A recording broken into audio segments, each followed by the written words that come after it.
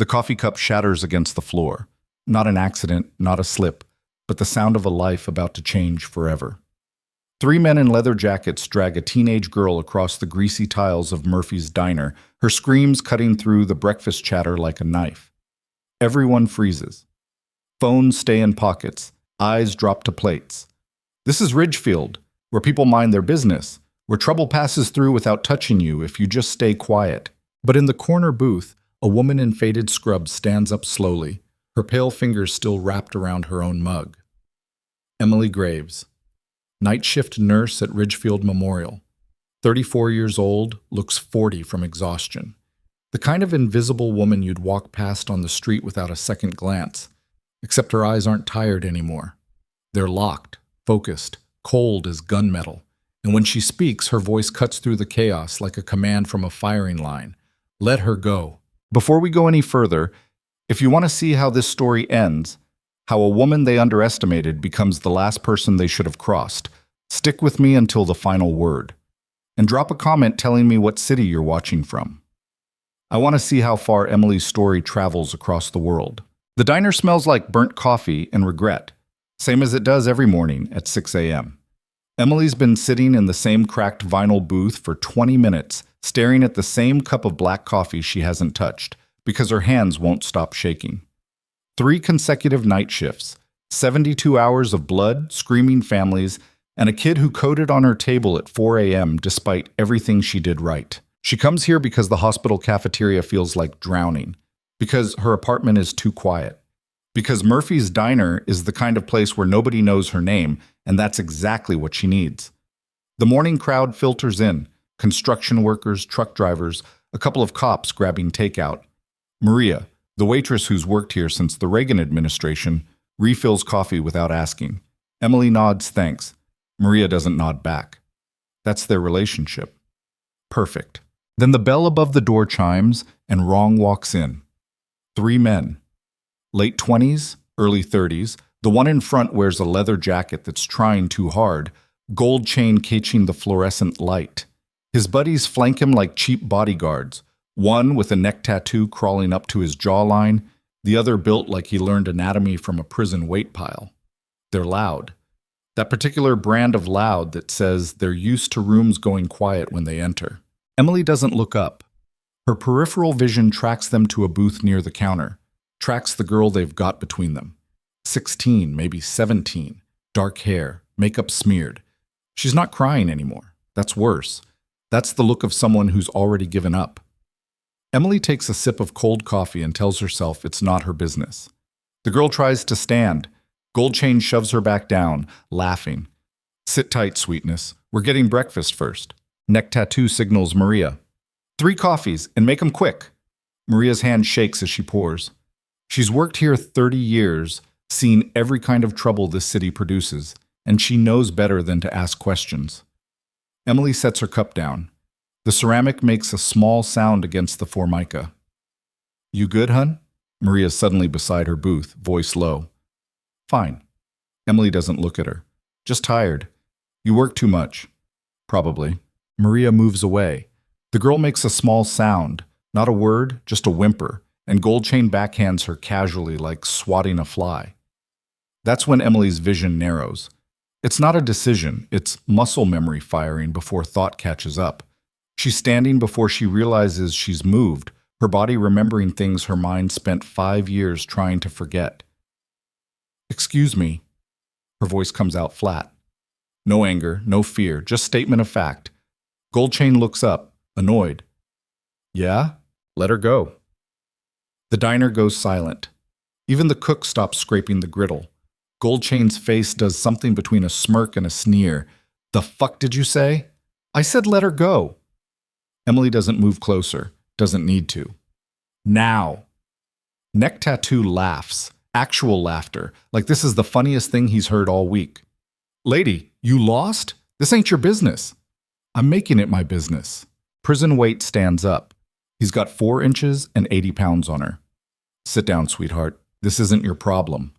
Emily's eyes don't leave Gold Chain. That girl, let her walk out of here, right now. Or what? Gold Chain's enjoying this now, playing to his audience. You gonna call the cops? Go ahead. They know better than to bother us. The girl's looking at Emily now, something like hope flickering in her dead eyes. That's the worst part. Hope. I'm not calling anyone. Emily's voice drops lower. I'm asking you once more. Let her go. Gold Chain stands up slowly, making a show of it. You got some balls, I'll give you that, but you're starting to piss me off, and you really don't want that. Don't I? It's not a question. He moves first, reaches out to shove her back, establish dominance, put the crazy nurse in her place. He never touches her. Emily's hand intercepts his wrist, mid-motion, redirects, rotates. Joint lock, textbook, perfect. His arm bends backward at an angle wrists aren't designed for, and suddenly he's on his knees on the diner floor, gasping. 2.3 seconds, start to finish. The diner goes from silent to dead. Prison weight charges. Big, fast, using his mass like a weapon. Emily sidesteps, trips him with her foot, and he goes face first into the booth they just vacated. The table cracks. Coffee goes everywhere.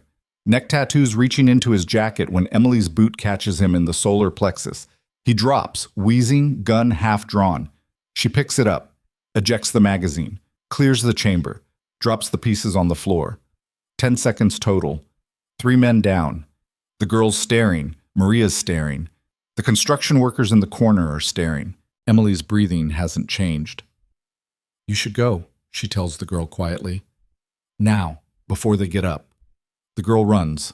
Smart kid. The door chimes as she disappears into the morning. Gold Chain still on the floor, cradling his wrist.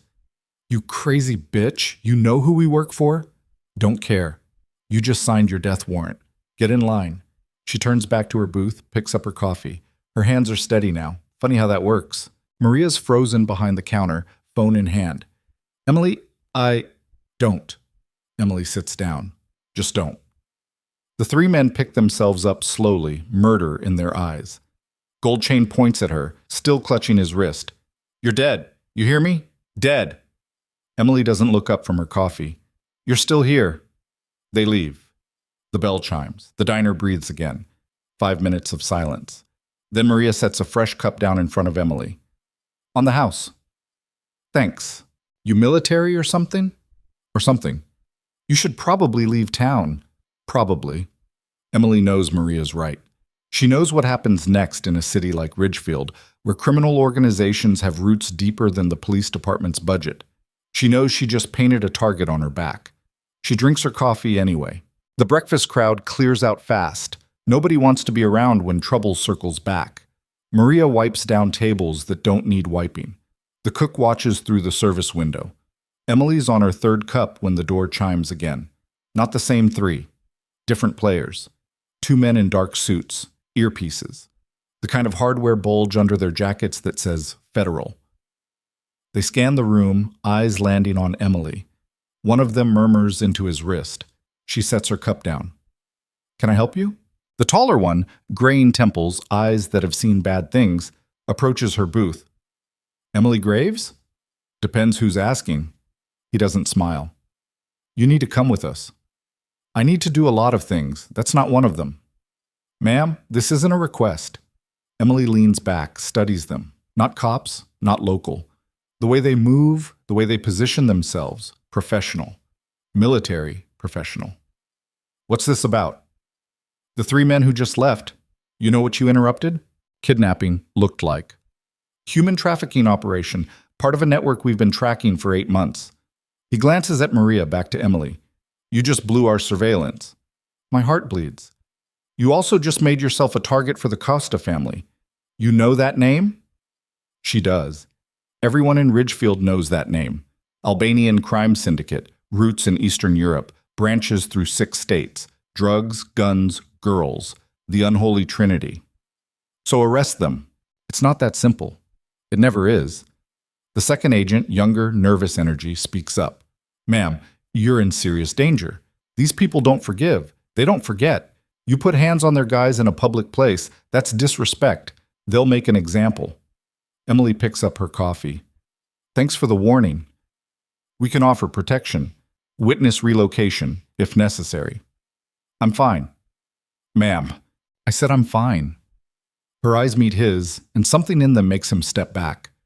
Is there anything else? The older agent studies her for a long moment. You've got training. Where? That's not your business. Everything about you just became my business. He slides a card across the table. When things go bad, and they will, call that number. Emily doesn't touch the card. Anything else? They leave. The card sits on the table. Maria comes over. They're right, you know. The Costas don't play. Last year, a guy testified against them. They found him in his garage, still sitting in his car. Medical examiner said he took 6 hours to die. Good to know. Emily, I need to get home. Sleep. She stands, drops money on the table. Thanks for the coffee. Outside, the morning sun's too bright. Ridgefield looks like every other mid-sized city trying to pretend it's not dying. Chain stores replacing local businesses, homeless camps under the overpass, want ads in windows that never get filled. Emily's apartment is 4 blocks away. 4th floor walk-up, 1 bedroom, rent she can barely afford on a nurse's salary. She makes it 2 blocks before she notices the car. Black sedan, tinted windows, following at a distance. Not federal. They don't tail like that. She keeps walking. The car keeps pace. At the next intersection, she turns left instead of right. The car turns left. Her apartment building comes into view. She climbs the steps, doesn't look back. 4th floor. Her key's in the lock when she hears the stairs creak below. Inside. Door locked. Chain on. She crosses to the window, peers through the curtain. The sedan's parked across the street. 2 shapes inside, watching. Emily closes the curtain, leans against the wall. Her phone buzzes. Unknown number. She doesn't answer. It buzzes again, text message. You made a mistake today. Delete. Another message. We know where you live, where you work, where you get coffee. Delete. Her phone rings. She turns it off. In the bathroom, she splashes water on her face, looks at herself in the mirror. Pale. Exhausted. The face of a woman who works too much, sleeps too little, carries too much inside. But her hands are steady. She strips off her scrubs, tosses them in the hamper. In the bedroom closet, behind winter coats and old shoes, there's a box. Cardboard. Unmarked. Sealed with packing tape. She hasn't opened it in 5 years. Her fingers find the edge, hesitate. Some boxes stay closed for a reason. Some chapters stay finished. She leaves it there, closes the closet. In the kitchen, she makes toast she doesn't eat, coffee she doesn't drink. The sedan's still outside. She can feel it without looking. Her phone stays off. Noon comes. The sedan's replaced by a different car, gray SUV, same tinted windows. They're not hiding. They want her to know. 2 p.m. Emily tries to sleep. Can't. Every sound in the building, footsteps in the hallway, doors closing, pipes creaking, registers as threat. 4 p.m. She gives up, gets dressed. Black jeans, dark hoodie, running shoes. 5 p.m. Sunset. The SUV's still there. 6 p.m. Her shift starts in 2 hours. She needs to get to the hospital. 6:30. She opens her apartment door. The hallway's empty. She takes the stairs, not the elevator. Comes out the back exit, into the alley. No car. She walks 2 blocks, cuts through a parking garage, emerges on Palmer Street, flags a cab. Ridgefield Memorial Hospital. The driver's a woman in her 50s, gospel music on low. You work there? Yeah. My sister's a nurse. ICU. Says it's hell. She's right. They drive in silence. Emily watches the mirrors. No tail, no sedan, no SUV. Maybe she's paranoid. Maybe. The hospital rises ahead. 8 stories of concrete and glass, underfunded and overcrowded. Ridgefield Memorial. Where Emily's worked for 3 years, ever since she landed in this city with nothing but a nursing license and a history she doesn't talk about. She pays, gets out. The ER entrance glows with harsh fluorescent light. Inside, it's controlled chaos. Waiting room packed, every chair filled, people coughing, bleeding, holding crying children. The night shift's already running behind. Jessica's at the nurse's station, young, energetic, still believes she can save everyone. Thank God. We're slammed. Multi-vehicle accident on I-40, 3 criticals incoming, and we've got a possible OD in room 4. Great. Emily ties back her hair, scrubs in. Who's on tonight? You, me, Marcus, and Dr. Reeves. Reeves? Emily grimaces. Dr. David Reeves. Arrogant, incompetent, politically connected. Everything wrong with modern medicine in one smug package. Perfect. He's already yelling at someone in trauma too. Of course he is.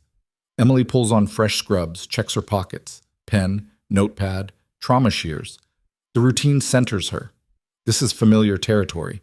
Blood and chaos she can handle. The ER doors burst open. Paramedics rush in, pushing a gurney. 23-year-old male, GSW to the abdomen, BP crashing, lost pulse twice in transit. Emily's already moving. Trauma 1. Get me 2 units O negative, stat. Jessica, page surgery. They work. Fast, efficient. The kid on the gurney's barely conscious, blood soaking through the paramedic's pressure bandages. Dr. Reeves appears, scrubbed but annoyed. What do we have? GSW abdomen, probable liver involvement. He needs OR now. I'll decide what he needs, Nurse Graves. Emily bites back her response. Not worth it. Yes, doctor. They stabilize. Barely. Surgery takes him upstairs. 8 p.m., 9, 10. The shift blurs. Broken bones, chest pain. A kid with a Lego stuck in his nose. An elderly woman who just needs someone to talk to because she's lonely. 11 p.m. Emily's in the break room stealing 5 minutes and a cup of coffee that tastes like battery acid. Marcus joins her, older nurse, 20 years in the ER, seen everything twice. Heard you had excitement at Murphy's this morning. Word travels fast. You could say that. Costa family, Emily? Really? Didn't know who they were. Bullshit. Everyone knows. She doesn't answer. Marcus sits down, studying her. You got a death wish or something. Just did what needed doing. That girl they took, probably already gone. They move fast. Your heroics didn't change anything. Maybe. Definitely. He sips his coffee. And now you're marked. Smart. You done? Just saying, you can't save everyone, especially not in this city. Emily stands. Breaks over. Back in the ER, Jessica's dealing with a drunk who's trying to fight the security guard. Emily moves to help, but stops. Through the ambulance bay doors, she sees them. 3 men. Not the same 3 from the diner. Different faces, same energy. They're not coming in. Just watching. One of them sees her looking, smiles, drags his finger across his throat. Emily turns away, keeps working. Midnight, 1 a.m. 2. The watchers are still there, different positions, same message. Dr. Reeves corners her at the medication cart. Nurse Graves, a word. I'm busy. Make time. He's got that look. The one that says he's about to assert authority because he's insecure about having any. I've had complaints. Your attitude is unprofessional. From who? That's irrelevant. What matters is you need to remember your place in this hospital. Emily closes the medication cart, locks it. My place. You're a nurse. Act like one. I am acting like one. I'm keeping patients alive while I what? His face reddens. Finish that sentence. She doesn't. Not worth her job. That's what I thought. He steps closer, voice dropping. You think you're special? You're not. You're replaceable. There's 100 nurses who'd take your position tomorrow. Then replace me. Don't tempt me. Dr. Reeves. Jessica appears, nervous. We need you in trauma too. Possible stroke. He leaves. Emily breathes. 3 a.m. The ER quiets slightly. The watchers outside change shift. 4 a.m. Emily's checking vitals on a post-op patient when her phone vibrates. She turned it back on at midnight, against her better judgment. Text message. Unknown number. Your shift ends at 7. Don't make it home. She deletes it. Another appears. We're patient. We can wait. Delete. Her phone rings. Unknown number. She answers. Heavy breathing, then a voice, accented, cold. Emily Graves, the nurse who thinks she's a hero. She hangs up. It rings again. Same number. This time she doesn't answer. 5 a.m. The night's longest hour. The ER is almost peaceful. Just the steady beep of monitors, the occasional cough from the waiting room. Emily's restocking a supply closet when the lights flicker. Once. Twice. They hold. She keeps working. The lights flicker again. Die. Emergency power kicks in. Dim red backup lighting. From the waiting room, someone screams. Emily runs. The ER's chaos. Patients panicking. Machines beeping failure warnings. Jessica trying to calm people in the dark. What happened? Emily shouts. Don't know. Power just cut. The backup generator coughs, stutters, dies. Total darkness. Emily's pulling out her phone for the flashlight when she hears it. Footsteps. Multiple. Moving with purpose through the dark ER. Not staff. Staff doesn't move like that. Emily Graves. The accented voice from the phone, now live, close. Time to talk. She backs toward the wall, eyes adjusting. Red exit signs provide minimal light. Shapes moving through the darkness. 4. No. 5. Everyone stay calm, Marcus shouts from somewhere.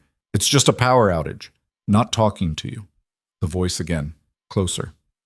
Just the nurse. Emily's hand finds the emergency alarm. She pulls it. Nothing. No power. A flashlight clicks on. Blinds her. Behind it she can make out a figure, tall, broad. The light moves, reveals his face. Not one of the men from the diner. Older, scarred, eyes that have killed before. You embarrassed some friends of mine, he says. That's disrespectful. They were trafficking a minor. They were doing business, none of yours. He steps closer. The flashlight shows he's not alone. 4 more men fanning out. But you made it your business, so now we make you ours. Emily's calculating exits. The ER's a maze in the dark. Patients everywhere. Staff, civilians. You want me fine. Not here. Too many people. That's where you're wrong. He smiles. We want everyone to see. Example, you understand? Can't have nurses thinking they're soldiers. The last word hits different. His smile widens. Oh, yes. We know. We know exactly who you are, Emily Graves. Or should I say, Captain Graves. The ER goes silent. That's right, he continues. Army, combat medic, 75th Ranger Regiment, 2 tours Afghanistan, Silver Star, Purple Heart, honorable discharge 5 years ago. He tilts his head. Impressive record. For a soldier. But you're not a soldier anymore, are you? You're just a tired nurse in a city that doesn't care if you live or die. Emily's peripheral vision catches movement. More shapes. The watchers from outside, now inside. Here's how this works, Scarface says. You come with us quietly, nobody gets hurt. You resist. He gestures at the packed ER. Well, hospitals have accidents all the time. Jessica's voice shaking. Emily, what's he talking about? Emily doesn't answer. Can't. Because the box in her closet is open. The past is standing right in front of her, and every instinct she's buried for 5 years is screaming at her to move, to fight, to... The main doors burst open. Not more thugs. Light. Blinding, military-grade tactical lights. Federal agents, hands where we can see them. Scarface spins. His men reach for weapons. Down! Now! Down! The ER explodes into motion. Agents in tactical gear pour through every entrance. Not FBI, not local SWAT. Military. Actual military. Emily's vision narrows, tracks the team leader. A woman, late 40s, moving with the precision of someone who's done this in actual combat zones. The woman's eyes find Emily across the chaos, and she says 4 words that change everything. Captain Graves, you're needed. The woman moves like she owns the room, tactical vest tight across her chest, sidearm drawn but pointed low. Her team fans out with precision Emily recognizes. Combat spacing, overlapping fields of fire, escape routes already mapped. These aren't cops playing soldier. These are operators. Scarface's men freeze. Smart. The kind of smart that comes from knowing when you're outgunned. Hands up! Now! The team leader's voice cuts through the emergency lighting like a blade. Her eyes never leave Emily. All of you, on your knees. Scarface doesn't move. You have no jurisdiction here. I have enough. She closes the distance, weapon-trained center mass. Down! Last warning. He drops. So do his men. The tactical team secures them with zip ties, efficient and silent. Emily's still against the wall, heart hammering, mind trying to reconcile what she's seen. The ER's a frozen tableau, patients staring, staff cowering, criminals on their knees. The team leader holsters her weapon, approaches slowly. Captain Emily Graves, ID number 847926634, Combat Medic 75th Ranger Regiment, discharged October 2019. She stops 3 feet away. I'm Major Sarah Kellerman, Defense Intelligence Agency. We need to talk. I'm not a captain anymore. That's what your discharge papers say. Your record says different. Kellerman's eyes are sharp, assessing. You made contact with a trafficking network we've been tracking for 9 months. That girl you saved this morning, she's connected to something bigger. Emily's brain is catching up, slotting pieces together. The diner was surveillance. Was. Until you walked in and dismantled 3 of our targets in under 10 seconds. Kellerman's mouth twitches, not quite a smile. Impressive work. Terrible timing. Not my problem. It is now. Kellerman nods to her team. They're already escorting Scarface and his men toward the exit. The Costa family isn't just trafficking. They're moving something else. Something that makes human cargo look like jaywalking. Still not my problem. Biological weapons, Captain. Weaponized pathogens stolen from a DoD research facility 6 weeks ago. The Costas are the middlemen. They're selling to the highest bidder. Kellerman steps closer, voice dropping. And you just became their primary target because you interrupted a handoff we didn't even know was happening. The words land like punches. Emily's seen bioweapons training. Knows what happens when those containment protocols fail. Knows the body counts. You're lying. I wish I was. Kellerman pulls out a tablet, swipes. Shows Emily a photograph, a steel case, foam-lined interior, 3 vials of amber liquid. VX7, nerve agent variant. 1 vial contaminates a city block. 3 vials, she doesn't finish. Doesn't need to. Emily stares at the image. Her medical training is screaming. VX derivatives, even experimental ones, kill fast and ugly. Respiratory failure, seizures, organ shutdown. No cure, no treatment, just death. Why tell me? Because the girl you saved, she was a courier. She was carrying transfer codes, access protocols. The Costas think she talked to you, which means they think you know where the next exchange is happening. I don't. Doesn't matter what's true. Matters what they believe. Kellerman taps the tablet off. You have 2 options. Come with us.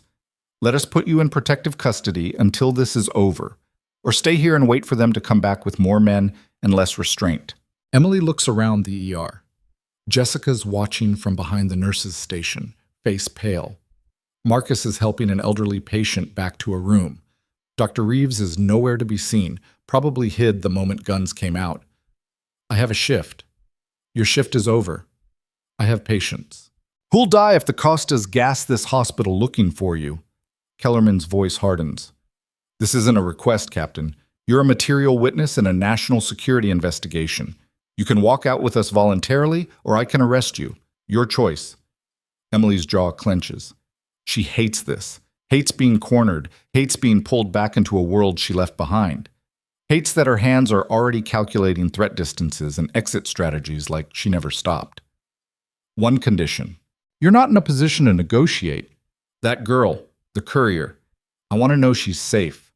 Kellerman pauses. She's in federal custody, being debriefed. Not good enough. I want eyes on her. I want to know she's protected. Captain, those are my terms. Otherwise, you can arrest me and waste time you don't have. They stare at each other. Kellerman's the one who blinks first. Fine, but we leave now. Emily turns to Jessica. Call Anderson from day shift. Tell him he's covering. Emily, what's happening? Nothing. Just take care of things. That's not nothing. Those men, what they said about you. Forget it. All of it. Emily pulls off her hospital ID badge, sets it on the counter. I'll be back. She won't. They both know it. Outside, the night air hits cold. 3 black SUVs idle at the ambulance bay, engines running. Kellerman guides Emily to the middle vehicle. Inside, it smells like leather and gun oil. Two more agents in tactical gear sit up front. Neither speaks. They drive. Ridgefield's streets blur past, shuttered storefronts, empty intersections, the skeleton of a city that used to matter. Emily watches the mirrors. No tail. These people know how to move. Where are we going? Secure location, we'll brief you there. Brief me on what? I told you, I don't know anything. You know more than you think. Kellerman's on her phone, typing rapidly. The girl, Maya Torres, 16 years old, run away from Pittsburgh. She's been with the Costas for 3 weeks. They've been using her as a drug mule, low-level courier work. Yesterday, they upgraded her. Gave her something to transport. She panicked, ran. That's when you found her. She didn't have anything on her, because she hid it. Smart kid. We found it 2 hours ago, sewn into her jacket lining. Kellerman shows Emily another photo. A USB drive, small and black. Encrypted files. Access codes to a pharmaceutical warehouse on the industrial side of town. That's where the exchange is happening, tomorrow night. Emily processes this. You're planning a raid. We were. Until you became part of the equation. Kellerman pockets her phone. The Costas know military when they see it. Your reaction in that diner wasn't civilian. They've already ID'd you, pulled your service record. They know exactly what you're capable of. So they're going to assume we recruited you, that you're working with us, which makes you leverage. The SUV turns onto a side street, pulls into an underground parking garage. Concrete pillars, fluorescent lights, the echo of their engine. They park. Kellerman leads Emily through a security door, down a hallway that smells like disinfectant and old coffee. Office building, repurposed, temporary command center. Inside a conference room, maps cover the walls. Satellite imagery, floor plans. Photographs of faces Emily doesn't recognize. 2 men wait inside. One's in his 60s, silver hair, cheap suit, bureaucrat trying to look military. The other's younger, hard eyes, arms crossed, actual military trying to look bureaucratic. Captain Graves. The older man doesn't offer his hand. I'm Director Hastings, DIA. This is Agent Torres. Torres. Emily catches it. Related? Maya's my niece. Torres's voice is flat, controlled. Which is why I'm recusing myself from field operations. But I want you to understand what's at stake here. Hastings cuts in. Major Kellerman briefed you on the situation. What she didn't tell you is the timeline. We have less than 36 hours before the exchange. After that, VX7 disappears into the black market. Could be terrorists, could be a hostile nation, could be someone who just wants to watch cities burn. You have the warehouse location. Raid it. It's not that simple. The Costas have the bioweapon dispersed. 3 separate locations, 3 different crews. The warehouse is just the exchange point. If we hit it hard, the other cells activate. They'll release the agent in populated areas as insurance. Emily sits down without being invited. What do you want from me? Hastings and Kellerman exchange a glance. Torres looks away. The Costas will come for you, Hastings says, probably within the next 12 hours.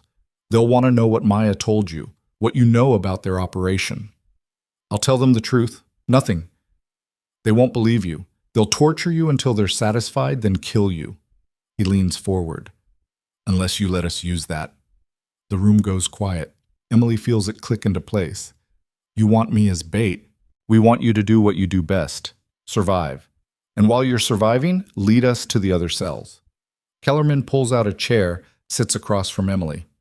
We wire you up. Let the Costas grab you. You get taken to their safe house. We track you, identify all the players, then extract you before things get ugly. Before. That's the plan. Emily laughs, actual laughter, sharp and bitter. You're insane. You're a Ranger-qualified combat medic with advanced survival training. If anyone can pull this off, I'm a nurse. I left that life. That life just came back for you. Torres finally speaks, his voice rough. Look, I get it. You want out. You want normal. But my niece is in a hospital bed right now, sedated, because she spent 3 weeks being raped by men who were going to sell her to the highest bidder. You saved her. You gave her a chance. He stands.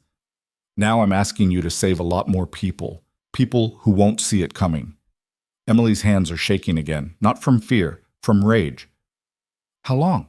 Kellerman straightens. We insert you back into play tomorrow morning. Make it look like you're running, trying to disappear. They'll intercept you by afternoon. We track you to the safe house, identify the cells, then hit all locations simultaneously. And if your tracking fails, it won't. But if it does... Silence. Hastings clears his throat. Then you're on your own until we can reacquire signal. Great. Captain, you have the right to refuse. We can't compel you. Yes, you can. You just told me what happens if I don't help. Cities burn, people die. That's compulsion. Emily stands. When do we start? Kellerman's already moving, pulling gear from a case on the table. Now, we prep you tonight. Deploy at dawn. The next 4 hours are a crash course in things Emily thought she'd forgotten. Comms equipment, subdermal tracker, emergency beacon. Kellerman runs her through scenarios, extraction protocols, what to do if she's compromised. Torres provides intelligence, names, faces, known Costa enforcers.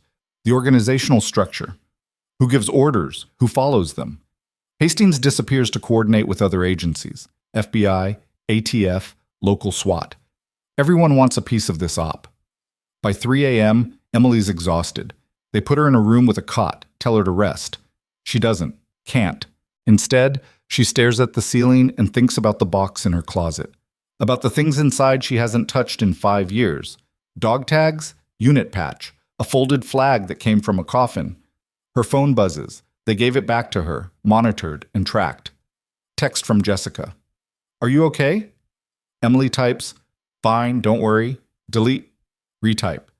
I'll call you later. Send. Another text. Unknown number. We're coming for you, hero. She doesn't delete that one.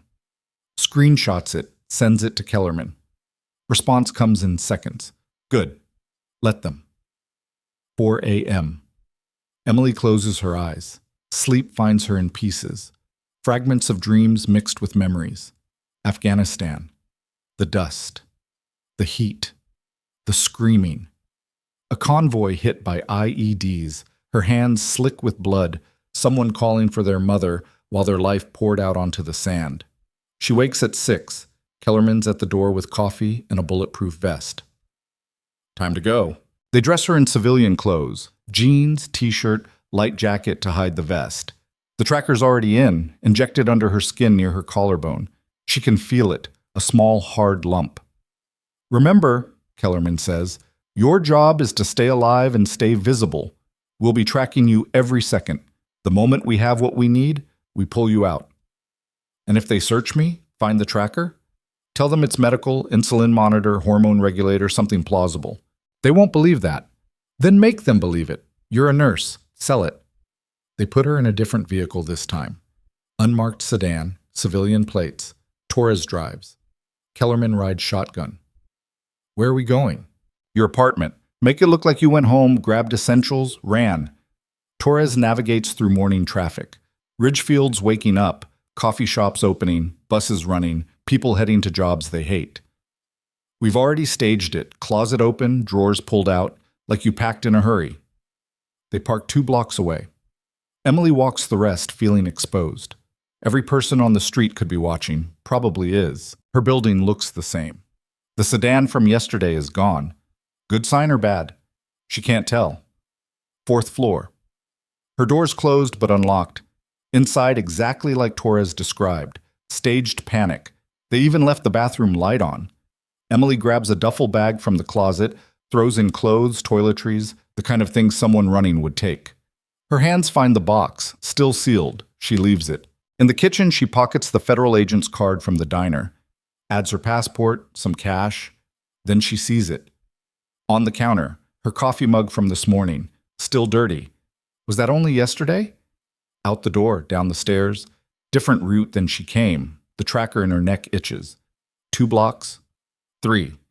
She's heading for the bus station, like someone running wood. That's when the van pulls up. Side door opens. 3 men inside. Not Costa regulars. New faces. Get in. Emily runs. Makes it half a block before they're on her. Strong hands, professional holds. She fights. Elbow to a throat, heel to an instep. But there's too many. They drag her into the van. Door slams, engine roars. Someone puts a bag over her head. zip ties around her wrists. Don't struggle makes it worse. She struggles anyway. Gets a punch to the ribs for it. Pain explodes, steals her breath. The van turns. Turns again. She's losing orientation. Where's the girl? A voice close to her ear. Maya. What did she tell you? Nothing. I don't know her. Liar. Another punch. Kidney this time. Emily gasps. We can do this easy or hard, your choice. She didn't tell me anything. I just helped her get away. From who? Your guys, at the diner. Silence. Then laughter. You got balls, nurse. Stupid, but balls. The van stops. They pull her out, hood still on, concrete under her feet. Echoes, warehouse or garage. Inside. Downstairs. The temperature drops. They shove her into a chair, cut the zip ties, immediately replace them with rope. Tighter. Professional knots. The hood comes off. She's in a basement. Unfinished concrete, single bulb overhead, water-stained walls, drain in the floor. Bad sign. 5 men. The 3 from the van plus 2 more. One of them is Scarface from the hospital. He smiles. Welcome back, Captain. Emily tests the ropes. No give. They know what they're doing. Comfortable? Scarface pulls up a chair, sits backward on it. Good. We're going to be here a while. I don't know anything. Sure, but we're going to make absolutely certain of that. He nods to one of his men. Check her. They search her. Thorough. Hands everywhere. Invasive. Violating. Find her phone. Smash it. Find the cash. Pocket it. Find the federal agent's card. Scarface reads it, looks at Emily. Well, you've been busy. They came to me. I didn't call them. But you kept the card. In case I needed it. He tears it up, drops the pieces. You won't. One of the men pats down her neck, pauses, feels the tracker lump. She's got something here. Emily's heart stops. Scarface leans close, fingers probing. What's this? Insulin pump. I'm diabetic. Show me. It's subcutaneous. You want to see it? You'll have to cut. He considers. Pulls out a knife. Emily doesn't flinch. Can't. If she shows fear, they'll know. The blade touches her skin. Pressure, pain, blood runs. He digs. Emily bites back a scream. His fingers find the tracker. Pull it out. Small, bloody, high-tech. Insulin pump. He holds it up. Impressive technology. Because it's not insulin. The voice comes from the stairs. Everyone turns. A woman descends. 50s, expensive suit, heels that click on concrete. She moves like someone used to being obeyed.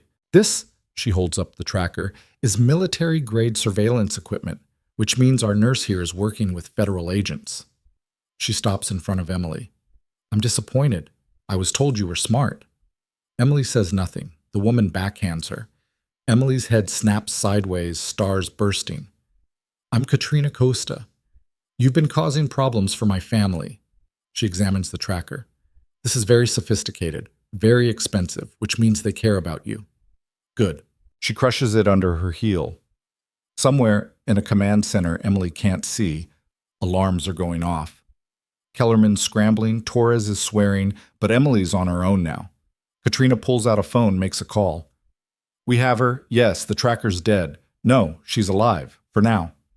She listens. Understood. Hangs up. Change of plans, she tells Scarface. We're moving the exchange up. Tonight, 6 hours from now. The other cells aren't ready. They'll be ready. We've been compromised. The feds know about the warehouse. We're switching locations. She looks at Emily. And she's going to help us. I don't know anything. Not yet, but you will. Katrina nods to the men. Make her talk. I want to know everything the DIA told her. Every location, every name, every detail. Scarface grins. My pleasure. Katrina climbs the stairs. The door closes behind her. Emily's alone with 5 men who've done this before. Last chance, Scarface says. Tell us what we want to know. This goes quick. Stay quiet. He picks up a pair of pliers from a table Emily didn't notice.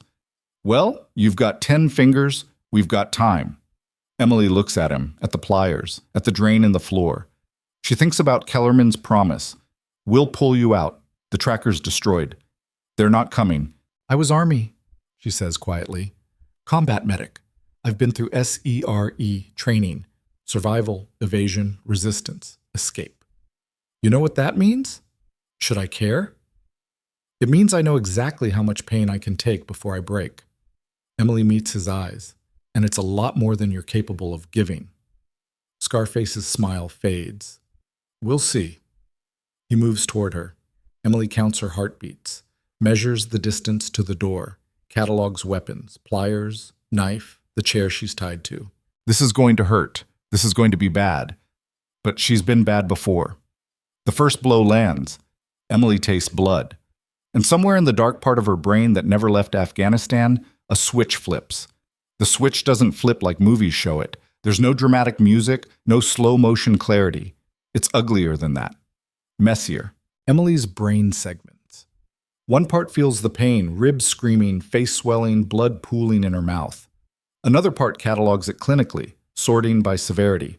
Broken rib, maybe 2. Possible orbital fracture. Lacerations, superficial. Everything else? Survivable.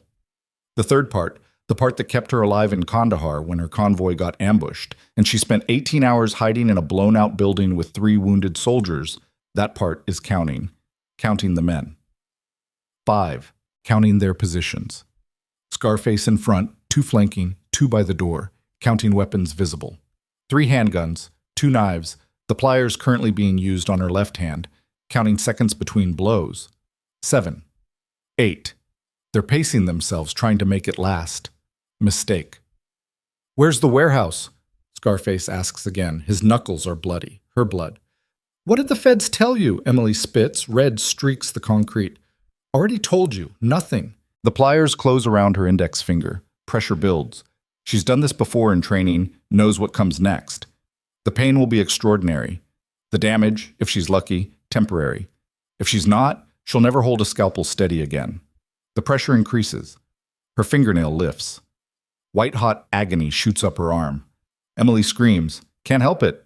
The sound echoes off concrete walls. There we go, Scarface says. Finally getting honest. But Emily's scream isn't surrender. It's cover. While he's focused on her face, her right hand, the one they tied sloppier because they're right-handed and working from the wrong angle, works the knot. SERE training, day 4, escape and evasion. They taught her 17 different rope configurations. This is number 3. The knot loosens. Not much. Enough. Last chance, Scarface says. Tell me what I want to know. Emily's vision blurs. Blood loss, shock, pain. Her body's shutting down non-essential systems. Happens faster than people think. She has maybe 3 minutes before she blacks out. Okay, she whispers. Okay, I'll talk. He leans closer. Smart girl. The warehouse, it's on... She coughs. More blood. East Industrial, Building 47. We already know that, you stupid... But there's a second team, FBI. They're hitting your other locations simultaneously, 6 p.m. Scarface straightens, looks at his men. She's lying. Test it, Emily says. Call Katrina, ask her if I'm lying. He pulls out his phone, dials. Emily's right hand slips free. She keeps it behind her back, doesn't move. Not yet. The rope's still around her left wrist, her torso. She needs more than one hand free. Scarface is talking. Yeah, she's saying FBI? Multiple locations? He listens. His face changes. Shit, okay. Yeah. He hangs up. Change of plans. We're moving now. Get her prepped for transport. What about Katrina wants her alive? She's leverage. Move. 2 men approach to untie her. This is the window. 3 seconds, maybe 4. Emily's right hand finds the pliers Scarface set down on the chair arm. Her fingers close around cold metal. The first man reaches for the rope around her chest. Emily drives the pliers into his throat. Not deep enough to kill. She needs him screaming. Needs confusion. He screams. Loud, wet gargling. The second man reaches for his gun. Emily's already moving. Left hand still tied, but the rope around her torso is loose now. She yanks it off, throws it at gunman's face. He flinches. 1 second. She's out of the chair, legs sweeping Scarface's feet. He goes down hard. 2 seconds. Gunman clears the rope, raises his weapon. Emily grabs throat wound, spins him into the line of fire. Gunshot, loud, deafening in the enclosed space. Throat wound jerks, takes it in the back. 3 seconds. Emily shoves the dying man at Gunman, dives for Scarface's knife. Fingers find the handle. Door guards are moving now, pulling weapons. 4 seconds. No cover. No escape route. 5 against 1, and she's half conscious, injured, one hand still zip-tied. Emily does the math.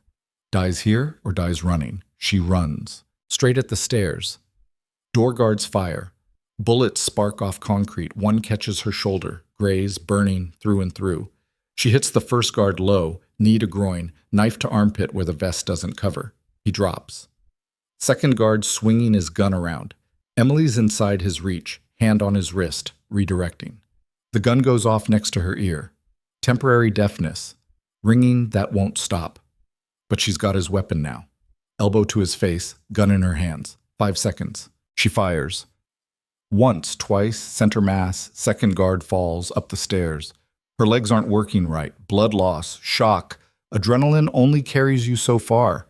Behind her, Scarface is screaming orders. Lock it down. Don't let her. Emily hits the door at the top. Locked. Of course it's locked. She shoots the lock, 3 rounds. The door splinters. Kick. It swings open.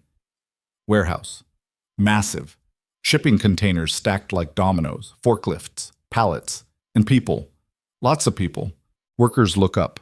See a blood-covered woman with a gun. They run. Smart. Emily runs too. Opposite direction, toward daylight filtering through high windows. Loading dock. Trucks. Open air beyond. Footsteps behind her, shouting. She doesn't look back. Can't afford to. The loading dock's 15 feet up. No stairs in sight. Jump or die. Emily jumps. Hits concrete rolling. Something in her ankle pops. Not broken. Sprained. Bad sprain. She's up anyway. Limping. Running. Gun in hand, 1 bullet left. The warehouse district stretches around her. Identical buildings. Empty lots. No people. No help. Behind her, engines start. They're coming. Emily cuts between buildings, into an alley. Chain link fence at the end. She climbs one-handed, barbed wire at the top, catching her jacket, tearing skin. Over. Down. Keep moving. Her vision's tunneling. Blood loss. She's maybe 10 minutes from passing out. She needs to find help. Needs to get to... Where? The police? Costa family owns half the department. The hospital? They'll be watching it. The feds.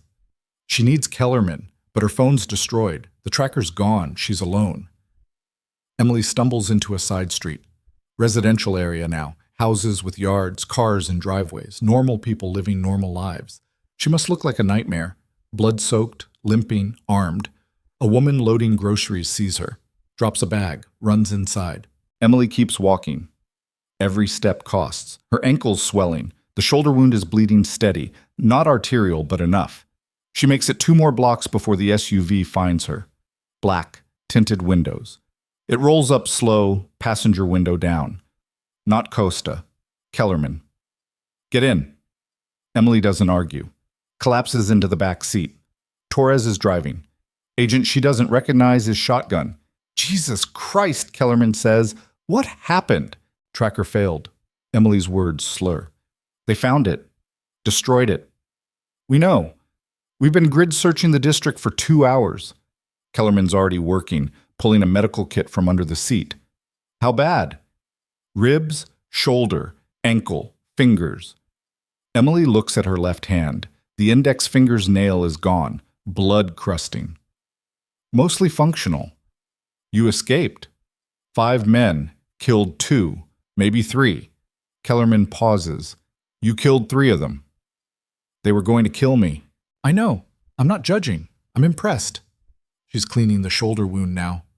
Emily hisses. This needs stitches. Later. Where's Maya?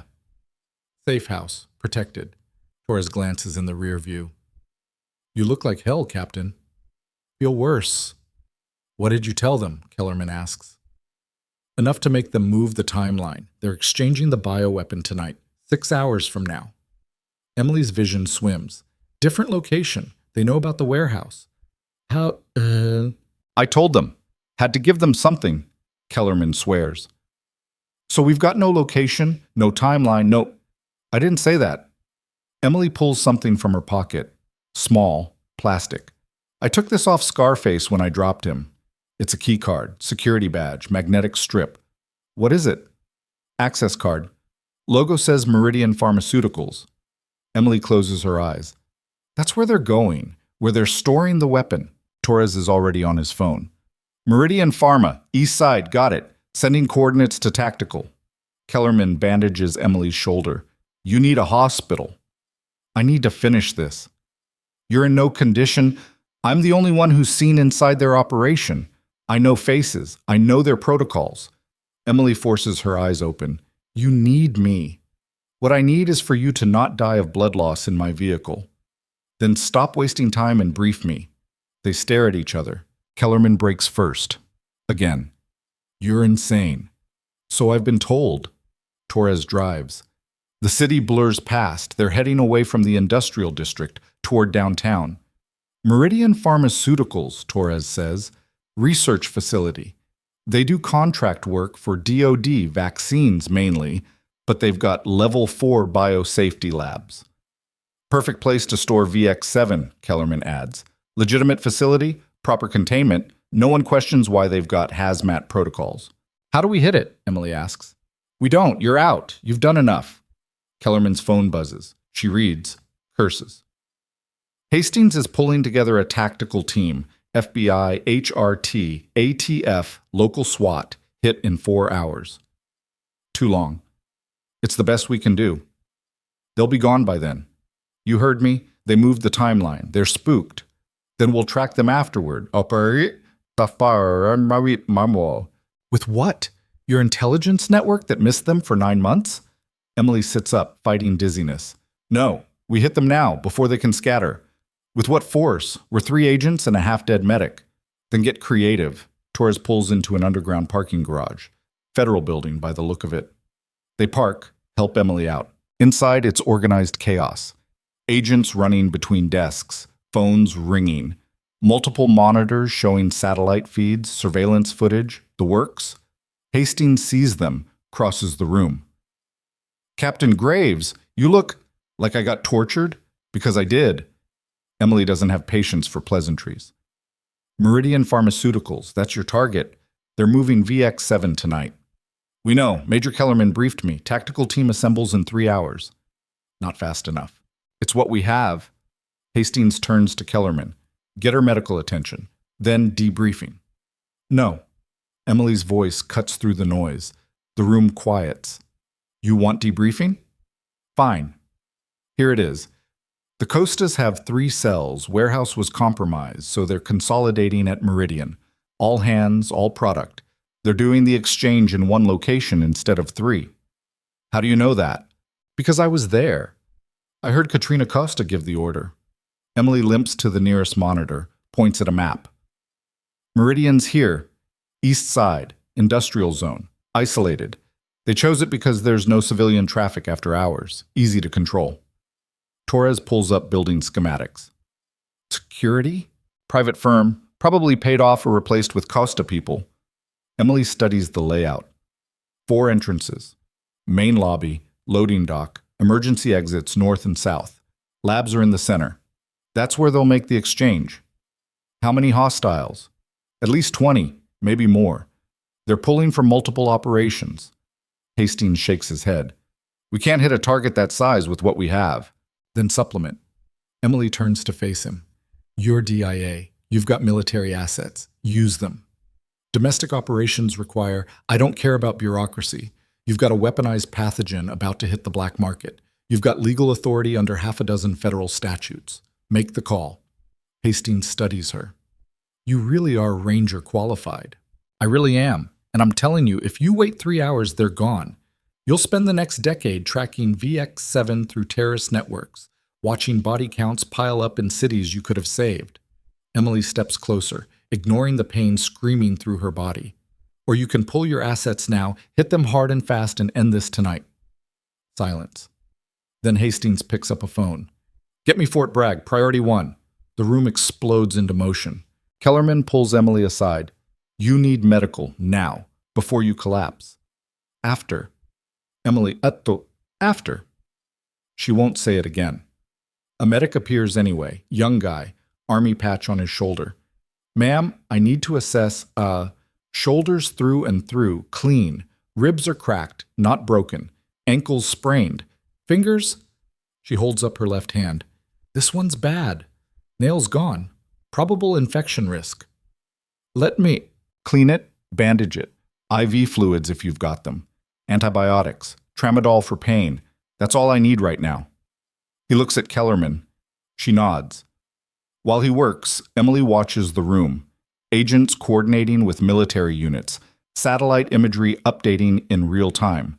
Radio chatter from assets already moving into position. How long? She asks. Hour and a half, Torres says. That's the soonest we can have boots on ground. They'll see you coming. Not if we do this right. He pulls up a different view. Thermal imaging.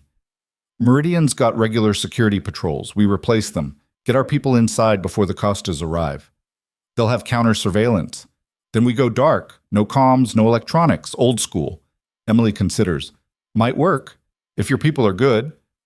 They're Rangers, 2nd Battalion. She almost smiles. Then they're good. The medic finishes. Emily's shoulder is bandaged, her hand wrapped, IV drip taped to her arm. She feels marginally more human. Hastings returns. We're green lit. Ranger QRF is wheels up in 20 minutes, on site in 90. Rules of engagement? Kellerman asks. Capture if possible. Neutralize if necessary. Priority 1 is securing the bioweapon. Priority 2 is taking Katrina Costa alive. What about civilian workers? Facilities closed for renovation. No civilians on site. He turns to Emily. You're staying here. No. That's not a request, Captain. You're a civilian consultant, not operational personnel. I've been inside their operation. I know their people, their protocols.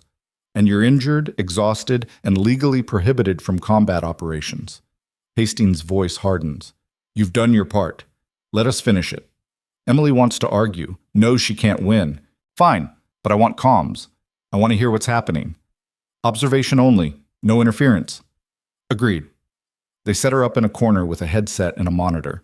Kellerman stays close, ostensibly supervising, actually making sure Emily doesn't collapse. The next hour crawls. Updates filter in. Rangers arrive via helicopter, land 2 miles out. Approach on foot.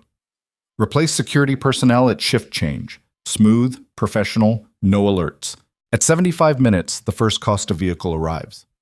Contact, Torres says. Black van, 3 occupants, parking at loading dock.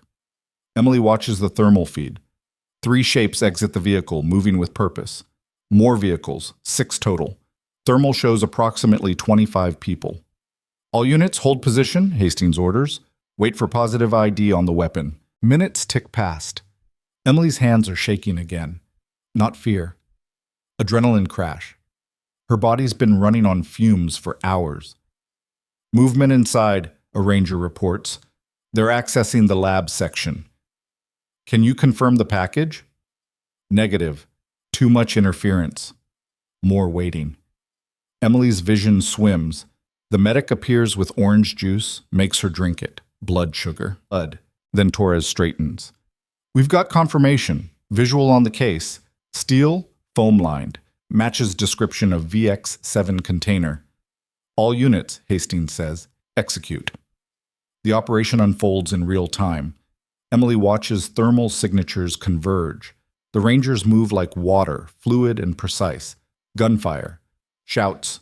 Confusion on the Costa side. Contact, contact! Multiple hostiles in the loading bay. Team 2, flank left. Package is mobile. They're running. Emily leans forward. On thermal, she tracks the VX-7 case. Someone's carrying it, moving fast, heading for the south exit. South exit team, you've got the package coming your way. Engaged, taking fire. Explosions, flashbangs, chaos. Package is down. Repeat, package is down. Carrier neutralized. Secure it. Nobody touch that case until Hazmat clears it.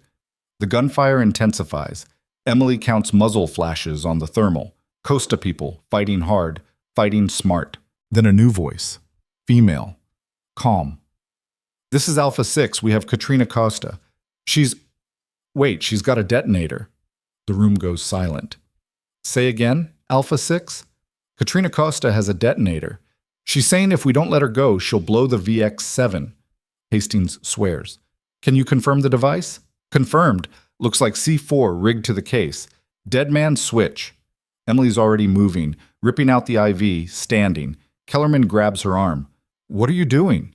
She's bluffing. You don't know that. Yes, I do. VX-7's worth millions. She won't destroy it, but she will use the threat to escape. Emily pulls free. I need to be there. You can't. I'm the only one who's talked to her, the only one she might negotiate with. Emily's already heading for the door. Get me transport, now. Hastings blocks her path. Absolutely not. You're not cleared. Then clear me. Because if Katrina walks out of there with that bioweapon, every person in the city is dead. They lock eyes. Hastings breaks first. Torres, get her there fast. 3 minutes later, Emily's in an SUV, Torres driving like the devil's chasing them. Lights, sirens, traffic parts. 5 minutes out, he says. Emily checks the gun Kellerman gave her. Glock 19. Full magazine. One in the chamber. Her hands are steady now. You sure about this? Torres asks. No. Great. They arrive. Meridian Pharmaceuticals is lit up like a war zone. Emergency vehicles, SWAT, Rangers in full kit. Emily gets out, limps toward the building. A Ranger sergeant intercepts her. Ma'am, you can't. Captain Graves, DIA consultant. Where's Katrina Costa? He hesitates, then points. South exit. She's got hostages now. 3 scientists who were working late. Of course she does. Emily approaches. Rangers have the exit surrounded, weapons trained, but holding fire. Through the doorway, she can see them. Katrina Costa, immaculate even now, holding a small device. 3 terrified people in lab coats. And the case. Steel, foam-lined, containing enough VX-7 to kill thousands. Katrina sees Emily, smiles. The nurse. I should have killed you when I had the chance. You had the chance. You didn't. Emily steps closer. Let them go, Katrina. This is over. Over? No, this is just beginning. She raises the detonator. 1 press. That's all it takes. You think I'm afraid to die? I think you're a businesswoman, and businesswomen don't destroy their product. Maybe. Or maybe I'd rather see the city burn than spend life in prison. Emily keeps moving, slow, non-threatening. Those people you're holding, they're scientists. They work on vaccines. They save lives. I don't care. I know, but I do. Emily's 10 feet away now. Let them go. Keep me instead. Katrina laughs. You? You're already dying. Look at you, can barely stand. Then I'm no threat. Easy leverage. The scientists are crying. One of them, a woman in her 30s, is praying silently. Katrina considers. Fine, but you come unarmed, gun on the ground, now. Emily sets the Glock down, kicks it away, steps forward. Katrina releases the scientists. They run. Rangers pull them to safety. Now it's just Emily and Katrina and the bioweapon. Smart move, Katrina says. Now Emily moves. Not toward Katrina, toward the case. Katrina's finger twitches on the detonator. Emily grabs her wrist, twists. The detonator falls. They go down together. Katrina's strong, trained, fighting dirty. Emily's stronger, and she's done pretending. Knee to solar plexus, elbow to temple, joint lock that breaks Katrina's wrist. Katrina screams. Rangers flood in. Secure her. Secure the case. Emily rolls away, breathing hard, everything hurting. Kellerman appears. You insane, reckless. Is the weapon secure? Hazmat team's checking now. Initial readings are negative. Looks like the detonator was a fake. Told you she was bluffing. You couldn't have known that. Emily struggles to sit up. But I did. Around them, the operation winds down. Arrests. Evidence collection. Medical teams treating wounded. 2 Rangers, 1 Costa enforcer who survived. Final count. 23 Costas in custody, including Katrina. 4 dead. 3 cells completely rolled up. And the VX7, all 3 vials, secured and accounted for. Emily watches them load Katrina into a federal vehicle. The woman who ordered her tortured, who would have killed thousands without blinking. Their eyes meet through the window. Katrina mouths something. Emily can't hear it, but she reads the lips. This isn't over. The vehicle drives away. Torres approaches. Captain, we need to get you to a hospital, real one this time. In a minute. Emily, I said in a minute. She needs to see it through. Needs to watch the hazmat team carefully extract the vials, place them in containment, load them into the armored transport. Needs to know it's really over. A young ranger approaches. Can't be more than 22. Ma'am, just wanted to say, that was one hell of a thing you did. Just did my job. No, ma'am. That was way beyond. He hesitates. My squad leader served with the 75th, says you're a legend.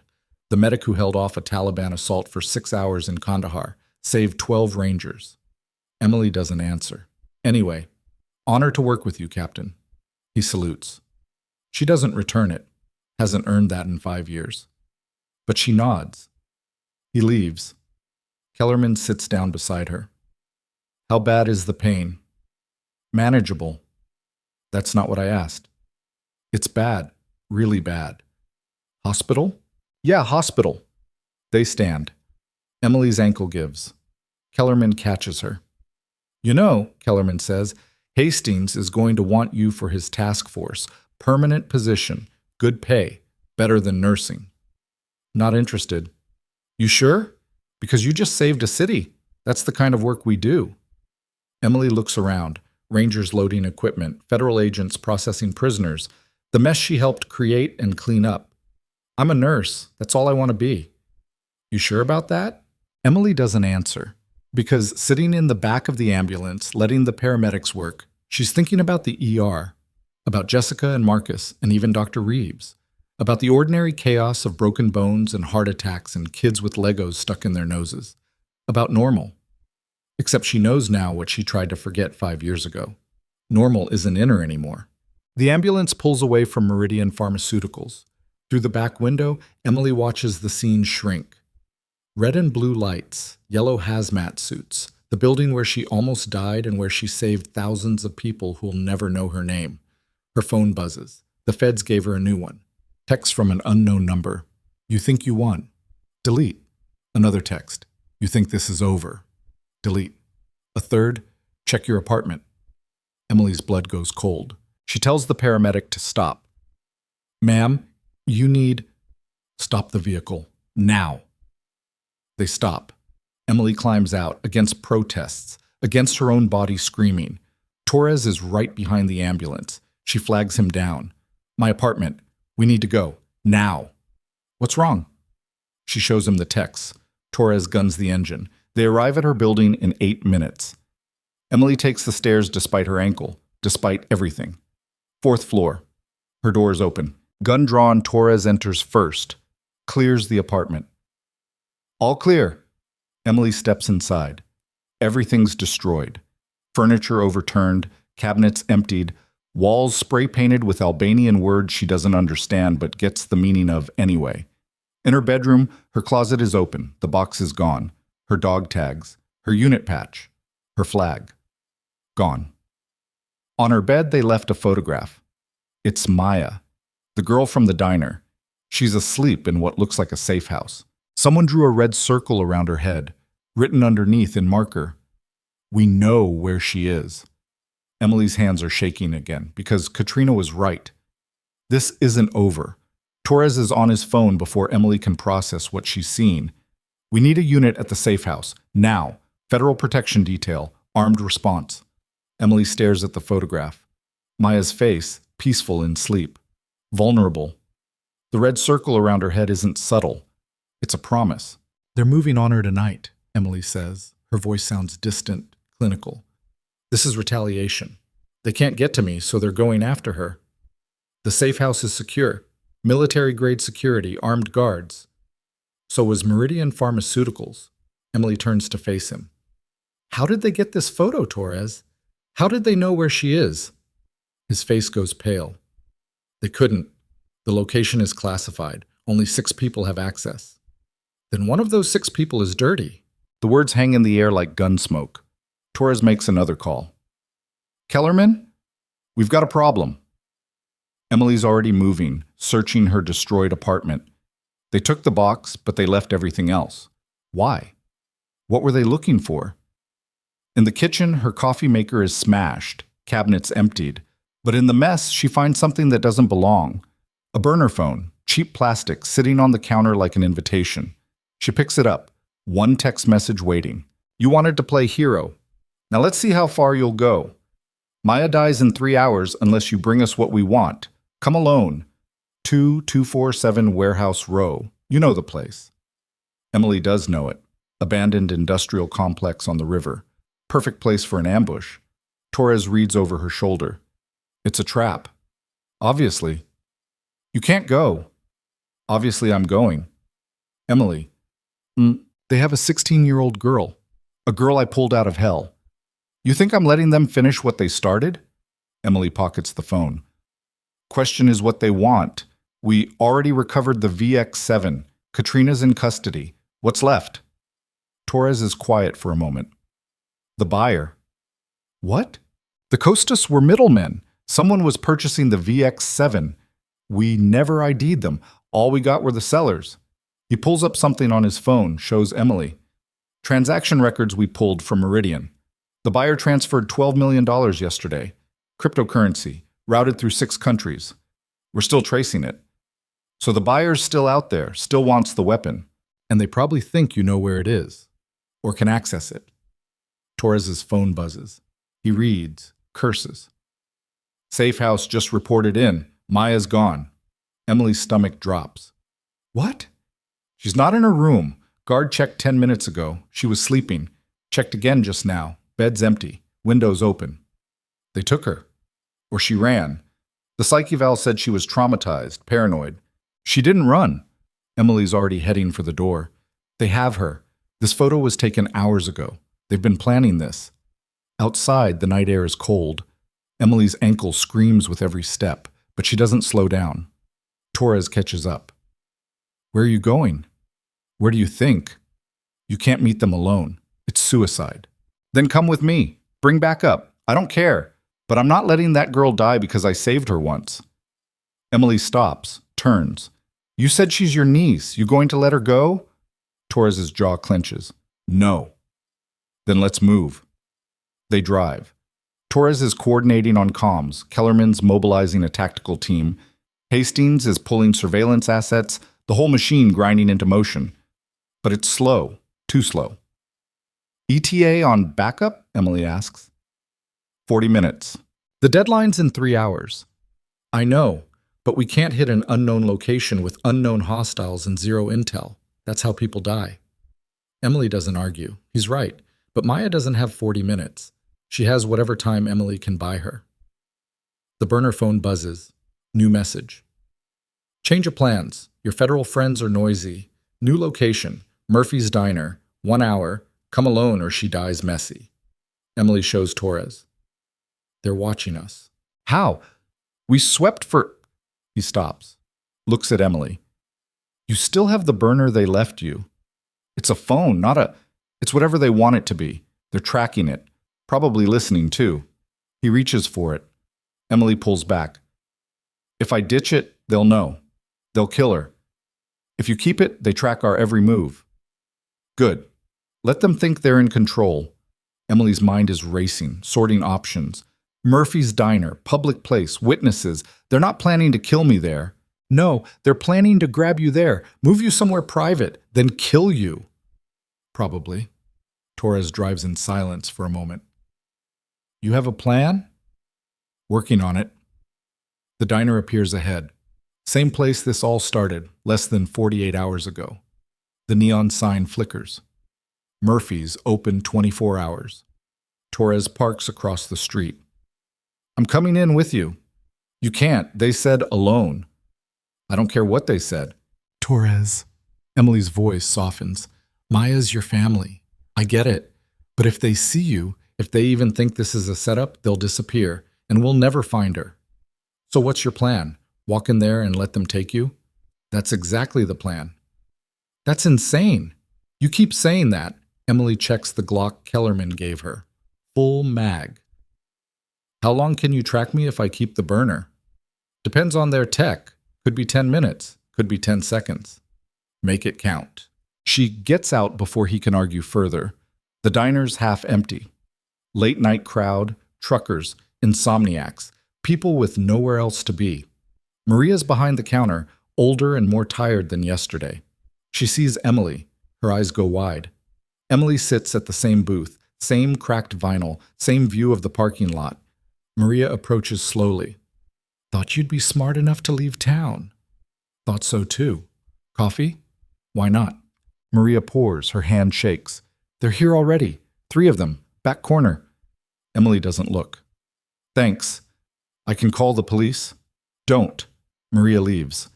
Emily sips coffee that tastes like yesterday's grounds and waits. They make her wait 15 minutes. Psychological tactic. Build tension. Make her doubt. Then a man slides into the booth across from her. Not one of the men from before. New face. Older, professional, wearing a suit that costs more than Emily makes in a month. Captain Graves, you're persistent. You have something I want. The girl. Yes. Sweet child, screams a lot. He smiles. You want her back, that's reasonable. We want something too. The VX7's in federal custody. I can't get it. We know. That's not what we want. He slides a piece of paper across the table. Names. 6 of them. These are the people who have access to the federal evidence lockup where they're keeping our property. You worked with them. You have credibility. You can get close. Emily reads the list. Kellerman's name is 3rd. Torres is 5th. You want me to steal it? We want you to tell us how. Security protocols, guard rotations, access codes. Then we'll retrieve it ourselves. And if I refuse, then Maya Torres becomes an example of what happens when people interfere in our business. We'll take our time. Make it hurt. Stream it live so you can watch. He leans back. Or you can help us. We get what we paid for, and everyone walks away. Simple transaction. Emily sets down her coffee. Who are you? Does it matter? You're not Costa family. Wrong accent, wrong style. You're the buyer. He doesn't confirm or deny. You have 1 hour to decide. After that, we start cutting pieces off the girl until you cooperate. I want proof of life. Of course. He pulls out a phone, plays a video. Maya, tied to a chair, crying. A man's voice off camera. Say hello to your hero. Maya's voice broken. Please, please don't. The video cuts off. Emily's hands are shaking, not from fear, from rage so pure it feels like ice in her veins. 1 hour, the man repeats. He stands. We'll be in touch. He leaves. His 2 associates follow. Emily sits alone. Maria refills her coffee without asking. You okay? No. They're going to kill you. Probably. So why help them? Emily doesn't answer. Can't explain that sometimes the only choice is which way you die. Her phone, her real phone, buzzes. Text from Torres. Got 3 different vehicles on thermal. Black sedan, gray van, blue truck. All left the diner parking lot 60 seconds ago. Which one? Emily closes her eyes. Thinks. The man in the suit arrived alone. Sat alone. But he's not working alone. The sedan's a decoy. Van too. Track the truck. 3 minutes later. Lost it. Split into residential area. Too many heat signatures. Emily expected that. They're professionals. They know how to vanish. But they're not the only professionals here. She texts back. Check traffic cameras. Blue truck, late model Ford. Heading east from Murphy's between 23:15 and 23:20. Get me a plate. While she waits, she thinks. The buyer wants the VX7 back. Can't get it through legal channels, so they're using leverage. Maya's the lever, Emily's the fulcrum. But there's a flaw in their plan. They assumed Emily cares more about one girl than thousands of potential victims. They're right. But they're also wrong about what she'll do with that caring. Her phone buzzes. Torres. Got it. Plate comes back to a shell company. Registered address is 2247 Warehouse Row. The original location they texted. They're circling back using misdirection. Emily texts, "How fast can you get a team there? 20 minutes. Do it. Silent approach. No lights, no sirens. I'm going in first." Negative. Wait for... Emily stops reading, stands, leaves money on the table. Maria watches her go. "You're gonna die, aren't you?" Emily pauses at the door. "We all die. Question is what for?" Outside, she doesn't take Torres's vehicle. Too obvious. Instead, she flags a cab, old sedan driven by a kid who looks barely old enough to drive. Warehouse Row, East End. That's not a safe area. I know. He drives. 20 minutes through empty streets. Ridgefield at night looks like a corpse, all the bones showing, none of the life. They arrive at the industrial district. Emily pays, adds a $50 tip. Don't wait. He doesn't argue. Leaves fast. Emily's alone in the dark.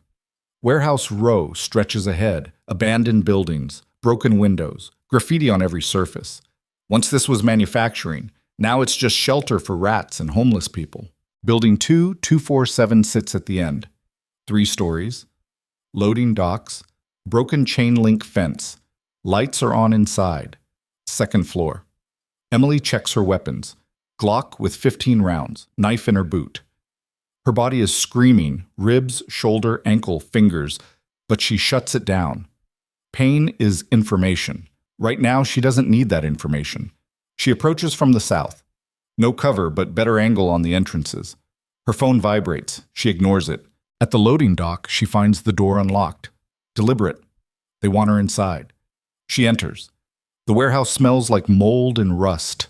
Moonlight filters through broken skylights, casting shadows that move when nothing's moving. Emily climbs stairs to the 2nd floor. Each step costs. Her ankle is swelling inside her boot, cutting circulation. At the top, a hallway. Offices on both sides. Light spills from the 3rd door on the right. Emily approaches. Hears voices inside. Supposed to be here by now. Relax. She'll come. She's predictable. The feds could be tracking her. Let them. By the time they breach, we're gone. We've got the route planned. Emily recognizes one voice, the suit from the diner. She pushes the door open. 4 men inside. The suit, 2 muscle, and someone new. A woman in her 40s, cold eyes, expensive watch. She's standing over Maya, who's still tied to a chair, gagged. Maya sees Emily. Her eyes go wide, terrified but hopeful. "Captain Graves," the suit says. "Punctual. I appreciate that." "Let her go. After you fulfill your end." He nods to the woman. "This is Dr. Sarah Vance, formerly of DARPA. She designed VX-7. She'd like it back." Emily's mind slots it together. Not terrorists, not foreign nationals, domestic, a rogue researcher wanting to sell her own creation. "You developed a bioweapon for the military, then stole it to sell yourself." Vance shrugs. "The military was going to weaponize it anyway. I just cut out the middleman. Free market economics." "You're going to kill thousands of people. I'm going to make millions of dollars. What happens after that isn't my concern." Emily looks at Maya. The girl's crying behind the gag. 16 years old. Should be worried about homework and boys, not dying in a warehouse. "I want her released first." "That's not how this works," the suit says. "You give us what we want, then we negotiate release terms." "No." Emily's voice hardens. "She walks out of here now, or I don't tell you anything." Vance sighs. "Kill her." One of the muscle raises a gun, points it at Maya's head. Emily draws faster. Her Glock is aimed at Vance. "You die first." Everyone freezes. "Interesting," Vance says. "Mexican standoff. Except you're outnumbered 4-1. Except you're the one making millions. These guys," Emily gestures with her gun, "they're disposable. You shoot me, I shoot you, they get nothing. Do the math." Vance considers. "Fine. But you give us the information first. Prove good faith." Emily keeps her gun trained. Federal evidence lockup is in the basement of the DIA building. 3 levels of security, biometric access, keycards, armed guards. You'll never get in. "We don't need to get in. We need you to get it out." "Not happening." "Then the girl dies." "Then you get nothing." They're at an impasse. Emily can see it in Vance's eyes, calculating, reassessing. Then Vance smiles. "You know what? You're right, this is inefficient. She nods to the muscle. Kill them both. The muscle with the gun swings toward Emily. She fires first. 2 shots. Center mass. He drops. The second muscle is raising his weapon when the door behind Emily explodes inward. Torres, Kellerman, 4 more agents in tactical gear. Federal agents, drop your weapons! The room erupts. The suit reaches for his gun. Kellerman shoots him in the shoulder. He goes down screaming. The second muscle fires wildly. Bullets spark off metal filing cabinets. An agent returns fire. Double tap. The muscle drops. Vance runs for the back exit. Emily chases. Her ankle gives on the 3rd step. She goes down hard. Vance is through the door, disappearing into the warehouse maze. Emily forces herself up. Can't let her escape. Can't let VX7's creator disappear into the wind. She limps through the door, finds herself in a catwalked area above the main warehouse floor. 3 stories up, metal grating beneath her feet. Vance is 20 feet ahead, running for the far stairs. Emily raises her gun. Stop! Vance doesn't stop. Emily fires, misses. Her hands are shaking too much, her vision blurring. Vance reaches the stairs, starts down. Emily follows. Each step sends lightning through her ankle. She's losing ground. Ground floor. Vance sprints toward a side exit. Emily can't keep up. Can't. A figure steps from the shadows. Not an agent. Not a cop. Maya.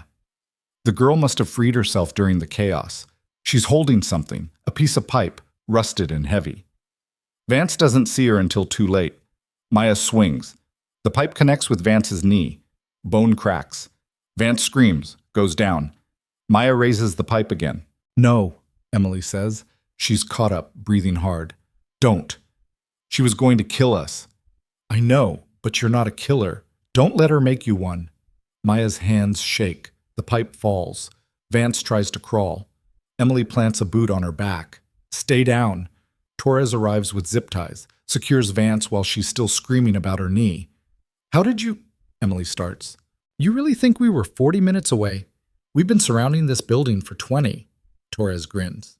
Waited for you to make contact before we moved. Standard protocol. You used me as bait. You used yourself as bait. We just supported the play.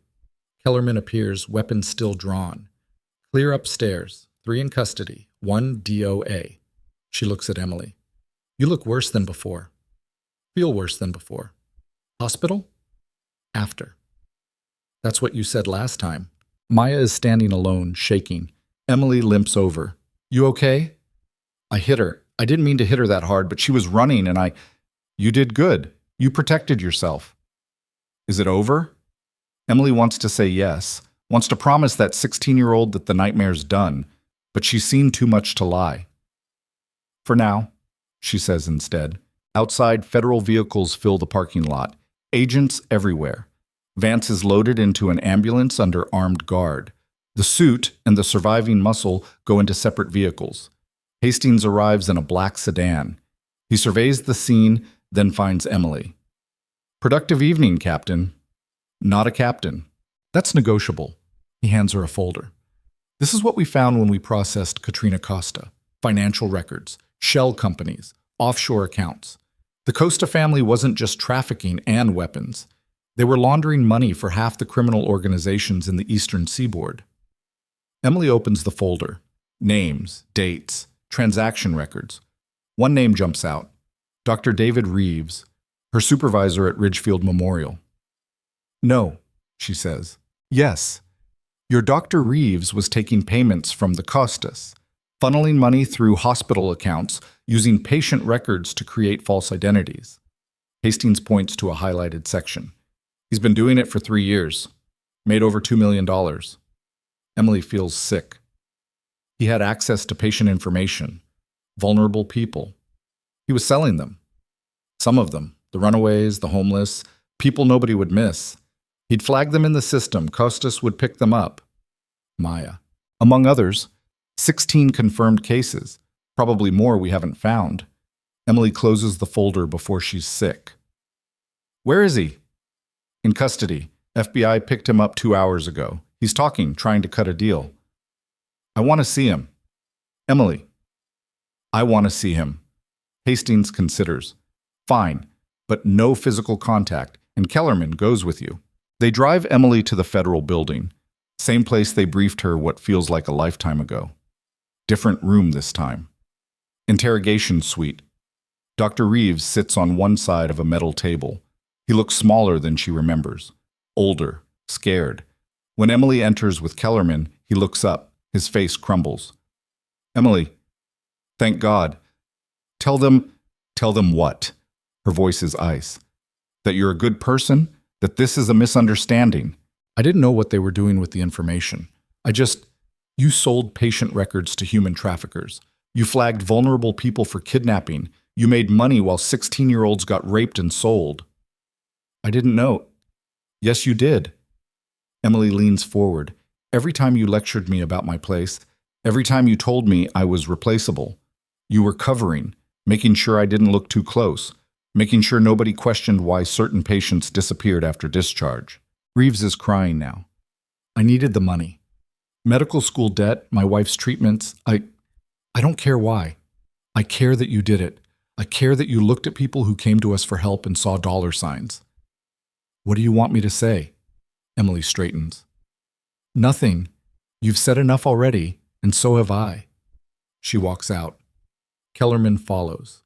In the hallway, Emily leans against the wall. Her hands are shaking again.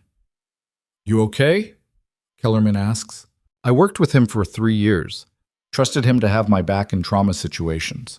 And he was selling people the whole time. You couldn't have known. I should have. I'm trained to see threats, read people. You were trained to be a soldier. You chose to be a nurse. Those require different skills. Clearly, Kellerman hands her a bottle of water. For what it's worth, you saved Maya, and 12 other victims we've identified from Reeves's records.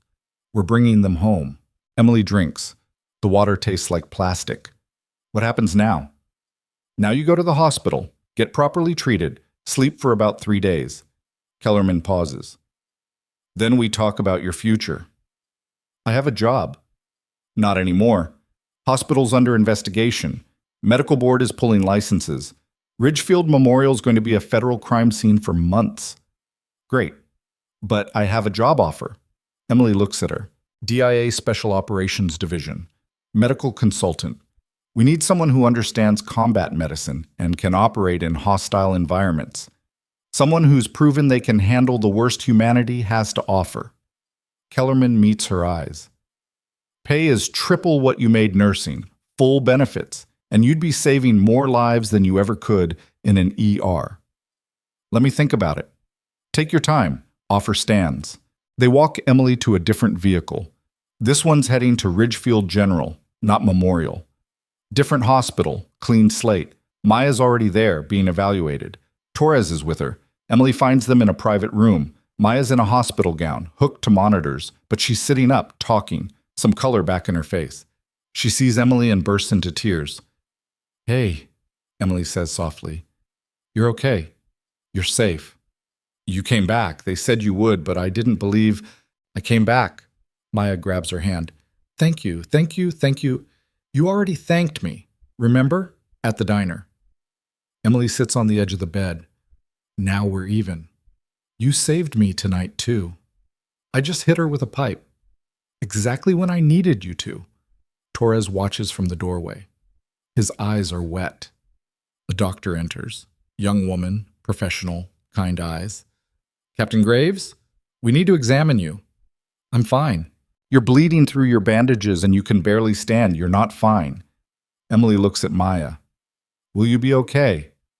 I have my uncle. And Maya hesitates. Will I see you again? Count on it. They take Emily to a treatment room. The doctor, her name tag says Dr. Patel, is thorough and doesn't waste time with small talk. Cracked ribs, gunshot wound, severe sprain, partial nail avulsion, and what looks like older injuries you never properly treated. She's cleaning the shoulder wound. You're a nurse. You should know better. I've been busy. Clearly. Patel stitches, bandages, splints. You need rest, real rest. I'm admitting you overnight for observation. Not necessary. It's not optional. You're on the edge of sepsis from these wounds. Another 6 hours, and you'd be in ICU. She finishes the bandaging. You did something important tonight. I can see it in how the federal agents treat you. But important things don't matter if you're dead. Emily doesn't argue. She's too tired. They put her in a room, private, quiet, clean sheets that smell like industrial detergent. She sleeps. Dreams come. Afghanistan. The convoy. The ambush. But this time when she's hiding in the blown-out building, Maya's there too. And the girl asks, "Why did you save me?" Dream Emily doesn't have an answer. She wakes to sunlight streaming through blinds. Morning. Her phone shows 6 missed calls, 3 from Kellerman, 2 from Torres, 1 from a number she doesn't recognize. There's a voicemail from the unknown number. She plays it. Katrina Costa's voice, cold and precise. "You think you won. You think this is over, but you only stopped one operation. We have others. And you made this personal when you took me down in front of my people. So here's what happens next. Every organization we work with, every network we're connected to, they're all going to know your name, your face, your history. You'll never be invisible again. You'll never be safe. And neither will anyone who helps you. That's the price of being a hero." Captain Graves. Everyone you touch becomes a target. Sweet dreams. The voicemail ends. Emily sits in the hospital bed in the morning light, listening to the quiet beep of monitors. She picks up her phone, dials Kellerman. "I'll take the job." Kellerman's response comes through almost immediately. "Good. How soon can you start?" Emily looks down at her bandaged body, ribs taped, shoulder stitched, ankle wrapped. "Give me 72 hours. "You have 48. We've got a situation developing." "Of course you do." She hangs up, sits in the hospital bed watching morning traffic through the window. Ridgefield waking up to another day, completely unaware how close they came to dying in their sleep. That's the job, she thinks. Save people who'll never know they needed saving. Dr. Patel enters with discharge papers. "You're leaving against medical advice. Sign here." Emily signs. "How's Maya?" "Physically? She'll heal. Psychologically." Patel trails off. "That'll take longer. Her uncle's arranging therapy, long-term care." "Good." "She keeps asking for you." Emily stands, testing her weight. The ankle holds, barely. "Tell her I'll visit." "Will you?" "Yes." She means it. Torres is waiting outside with a vehicle. He drives her to a hotel. Nothing fancy, but clean and anonymous. Federal safe house protocols. "You're staying here until we can secure permanent housing," he says. "Your apartment's still a crime scene. Could be weeks before you can go back." "I'm not going back?" He glances at her. "Starting fresh?" "Something like that." Inside the hotel room, someone's already stocked it. Clothes in her size, toiletries, a laptop with encrypted access to DIA servers. And on the desk, a box. Emily opens it. Her dog tags, unit patch, folded flag. Everything the Costas stole. There's a note. "Recovered from a secondary location. Thought you'd want these back. Kellerman." Emily picks up the dog tags. The metal is warm from sitting in the sun. She hasn't worn them in 5 years. Hasn't wanted to. She puts them on. The weight feels right. Her phone rings. Unknown number.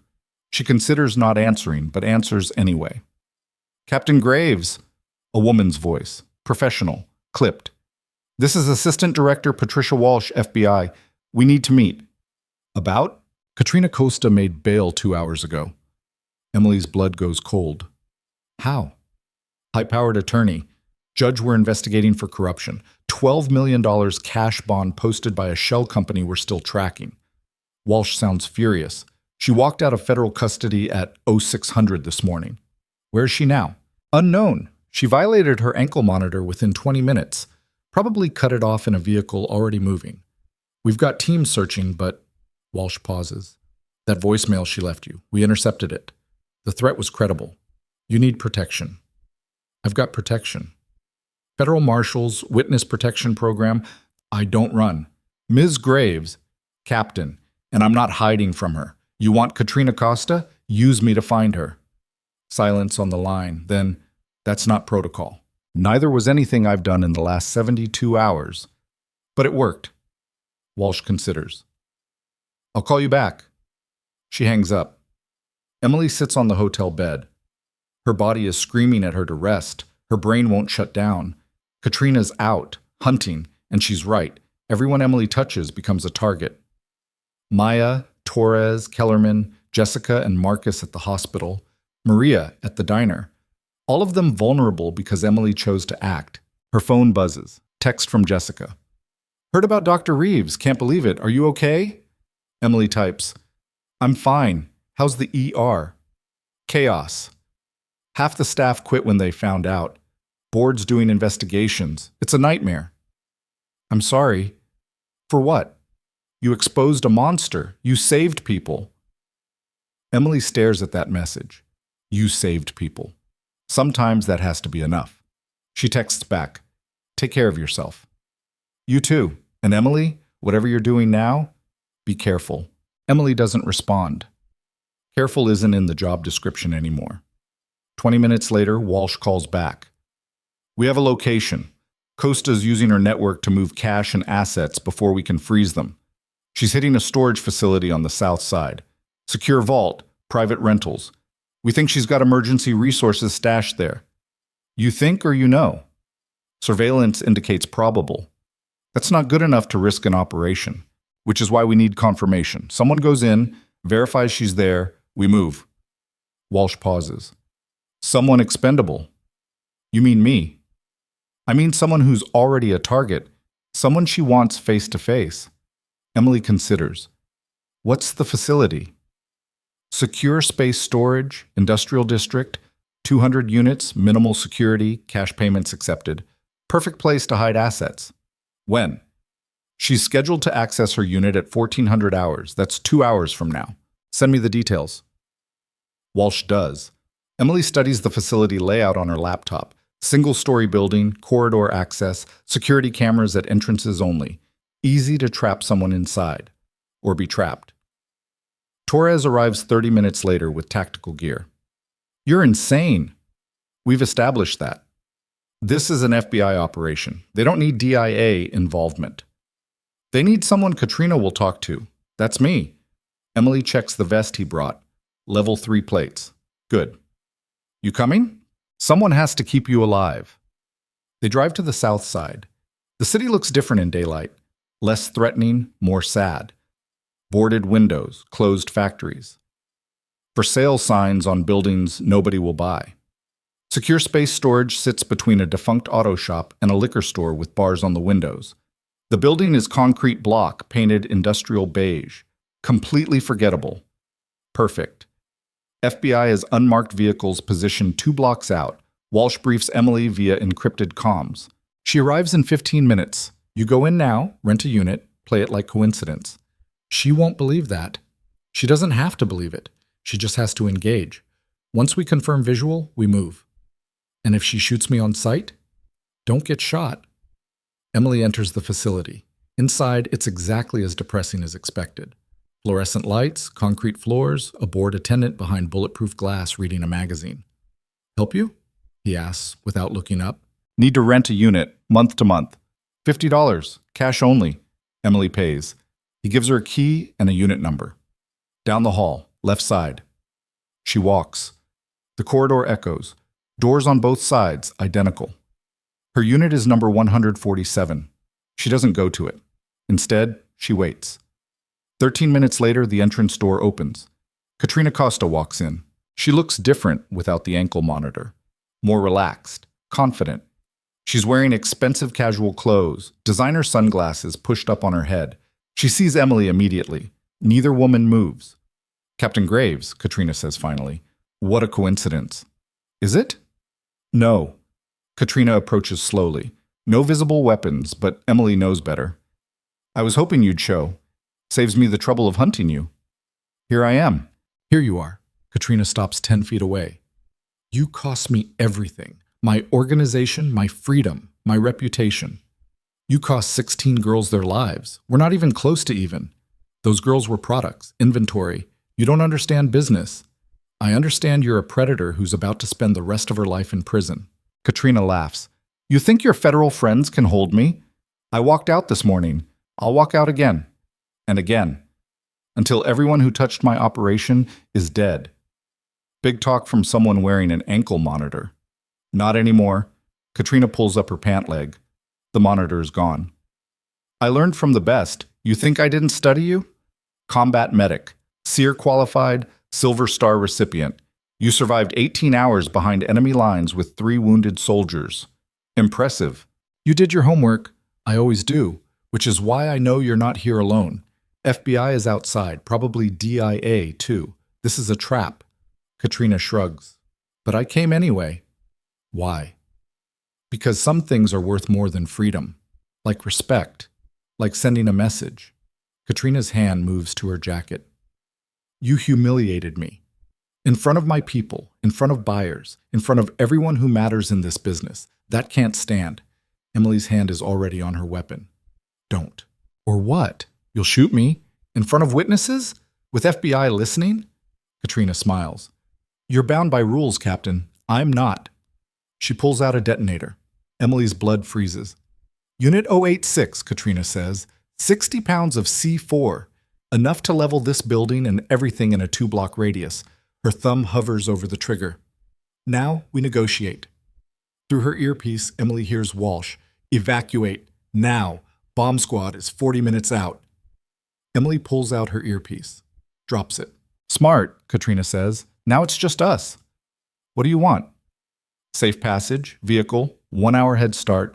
Then I'll give you the deactivation code. I don't negotiate with terrorists. Then a lot of people die, including you. Emily studies her. Katrina's calm, too calm. This isn't a bluff, but something's wrong. The setup's too elaborate, too public. You're lying, Emily says. About the bomb? About wanting to escape. You could have left the country this morning, could have disappeared into any of a dozen networks. But you came here, to a storage facility, in broad daylight, where you knew I'd be. Katrina's smile doesn't waver. Maybe I wanted closure. Maybe you want something else. Emily steps closer. You want to take me with you. One final act of revenge. We both die, but you go out taking down the woman who destroyed you. Katrina's smile fades. You're smarter than you look, and you're exactly as damaged as I thought. Damaged? Katrina's voice hardens. You have no idea what I've survived, what I've built, what I've sacrificed. You walk into my world for 2 days and think you understand. I understand you're a coward. You hide behind money and power and violence because you're too weak to face consequences. Weak? Katrina's thumb tightens on the detonator. You want to see weak? Push me. Emily does the math. 60 pounds of C4. Blast radius. FBI positions. Civilian casualties in surrounding buildings. Unacceptable. Okay, Emily says. You win. Katrina blinks. What? You win. I'll go with you. Trade my life for theirs. Just don't detonate. You'd do that? It's what heroes do, right? Emily raises her hands. Take me. Let everyone else go. Katrina studies her, suspicious. Why? Because I've seen what bombs do to people. Children, families. I won't let that happen again. For a moment, something flickers in Katrina's eyes. Something almost human. Then it's gone. Fine. Walk toward me, slowly. Emily does. Each step measured. 3 feet, 2. Close enough. Emily grabs Katrina's wrist, the one holding the detonator. They go down together, fighting. Katrina's strong, trained, vicious, but Emily's fought for her life before, in places where losing meant dying. She pins Katrina's wrist to the floor, applies pressure. Katrina screams. The detonator falls. Emily kicks it away, flips Katrina, knee in her back, arm twisted behind her. It's over. Katrina laughs, blood in her mouth from a split lip.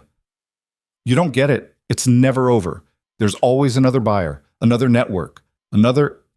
The FBI team floods the corridor, weapons drawn, shouting. They secure Katrina, secure the detonator, start clearing units. Walsh approaches Emily. Unit 086? Clear it. But I don't think there's actually a bomb. How do you... She was stalling, wanted me close. This was personal, not tactical. Walsh sends the bomb squad anyway. They clear Unit 086. Empty. No C4, no explosives. Just money. Cash. Millions of dollars in stacks. Operating capital, Walsh says. She was here to retrieve it. You interrupted the withdrawal. Emily watches them load Katrina into an armored transport. The woman is screaming about lawyers, about rights, about how this isn't over. But something nags at Emily. Something Katrina said. There's always another network. Walsh, Emily says. Who posted Katrina's bail? Shell Company. We're still tracing the ownership. Trace it faster. Katrina doesn't work alone. She's got family, partners. Walsh makes a call.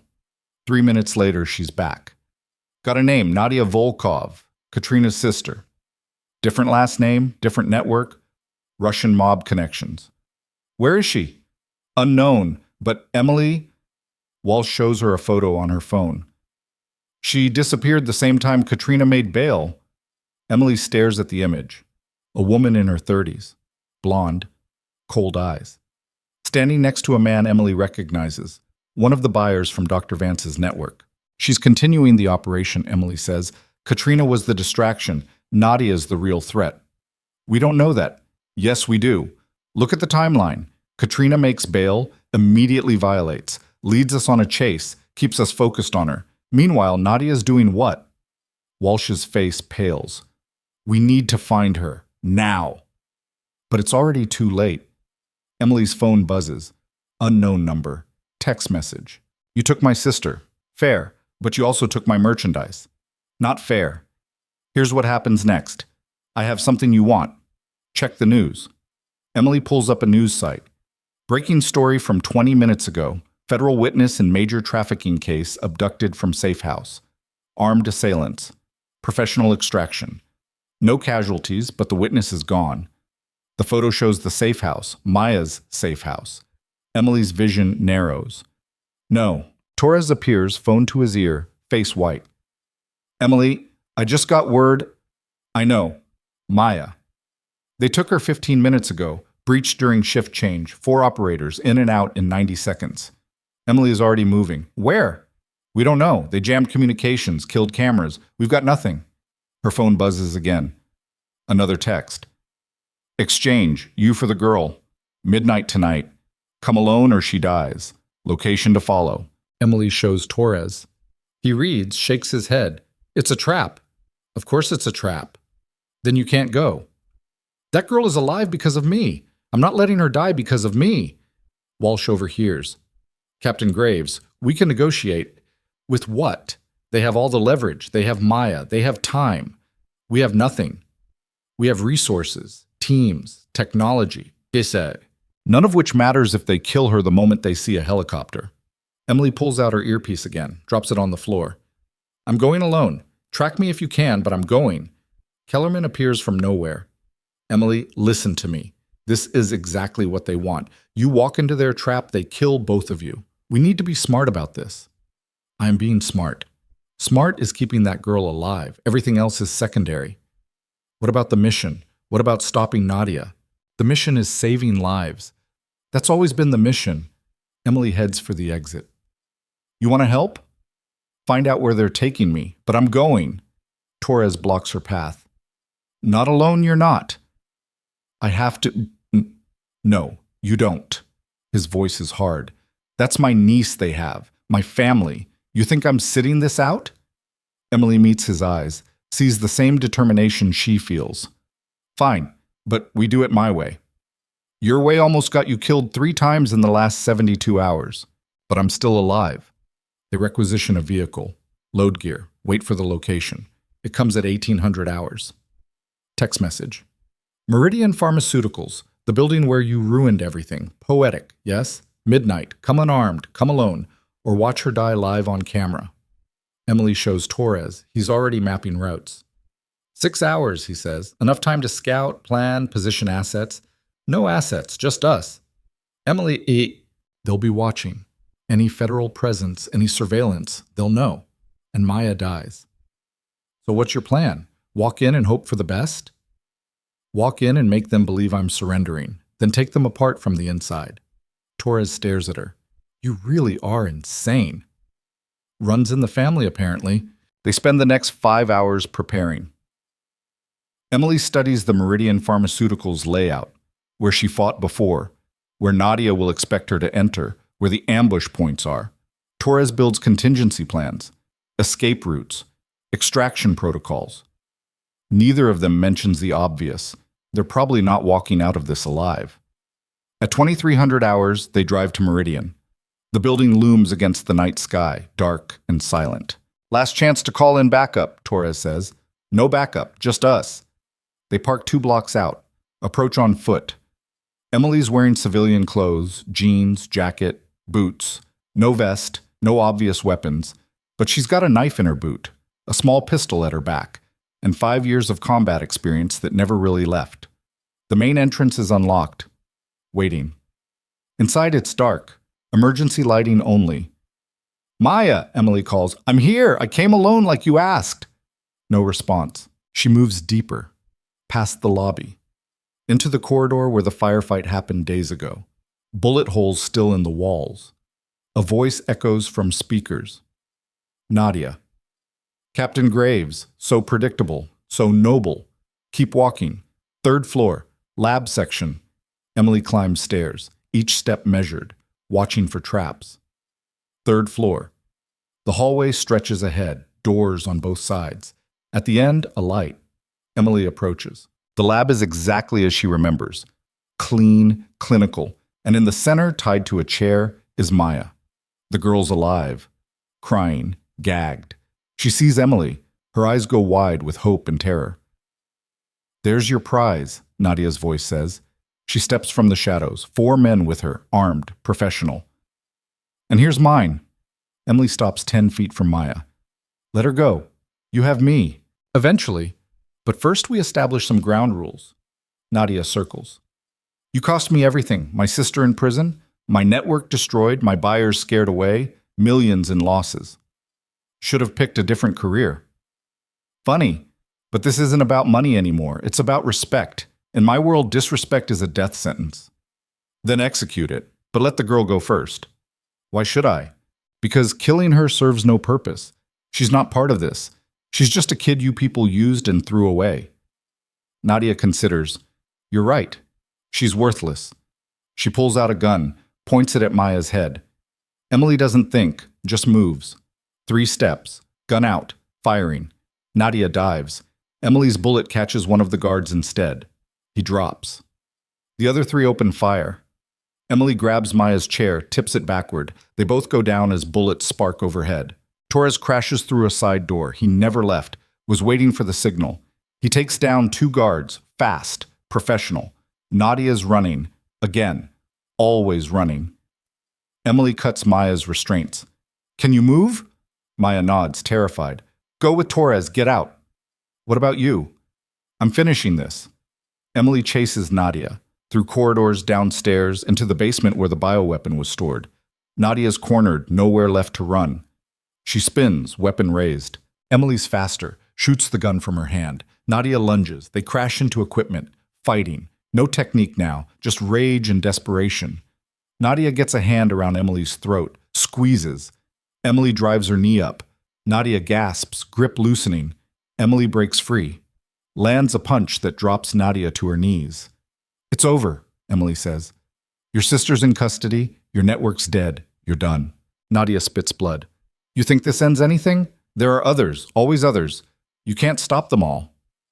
Maybe not, but I can stop you. Federal agents pour into the basement. Late, but here. They secure Nadia. Read her rights. She's laughing, crying, breaking down. Walsh appears. How did you wait? Doesn't matter. Where's Maya? Safe. Torres got her out. She's with paramedics. Emily nods, doesn't trust herself to speak. Outside, dawn is breaking. Again. How many dawns has it been? She's lost count. Maya's sitting in an ambulance, wrapped in a blanket. Torres beside her. She sees Emily, runs, crashes into her with a hug so tight, Emily's broken ribs scream. You came back, again. Told you I would. I thought, when she pointed the gun, I thought, I know, but you're safe now. Really safe. Both sisters are in custody. Their whole organization is finished. Maya pulls back. What about you? Where do you go now? Emily looks at Torres, at Kellerman, approaching with the inevitable debriefing, at the federal agents cataloging evidence. Virginia, new job, new mission. Will I see you again? Count on it. Promise? Promise. They take Maya to the hospital for evaluation. Torres goes with her. Emily stands in the parking lot watching the sun rise over Ridgefield one last time. Kellerman joins her. Quite a week. That's one way to put it. Hastings wants you in Virginia by tomorrow. New assignment can't wait. What is it? Classified until you're on site, but it's big. International. High stakes. Emily's phone buzzes. She's almost afraid to look, but it's not a threat. It's Jessica. Hospital's reopening next week. New director cleaned house. It's going to be different. Better, because of what you did. Thank you. Marcus texts. Heard you saved that girl again. Starting to think you're actually good at this hero thing. We could use you back here. But I get it if you're done with us. Maria from the diner. Saw the news. Costas are finished. You're finished with Ridgefield, I'm guessing. Can't blame you. But you've got a home here if you ever want one. P.S. Still have your mug. One by one, the messages come. People she touched in 72 hours. People whose lives intersected with hers just long enough to matter. Dr. Patel from the hospital. Heard you're leaving. Wanted to say, you're the kind of nurse we need, the kind who sees people, not cases. Don't lose that, whatever you do next. Even a message from the board attendant at Secure Space Storage. That was the most exciting thing that's happened here in 6 years. Thanks for not dying. Would have been paperwork. Emily reads them all. Saves them all. Then she types a group message. Thank you, all of you, for seeing me when I thought I was invisible, for reminding me why this matters. Take care of each other. I'll be watching from wherever the job takes me next. Send. Kellerman's watching her. Ready? One more thing. Emily walks back into Meridian Pharmaceuticals, down to the basement, to the lab where VX7 was stored. Federal agents are still processing the scene. She finds Walsh. The bioweapon? All of it secured? Every vial accounted for, being transported to a military containment facility this afternoon. Good. And Dr. Vance?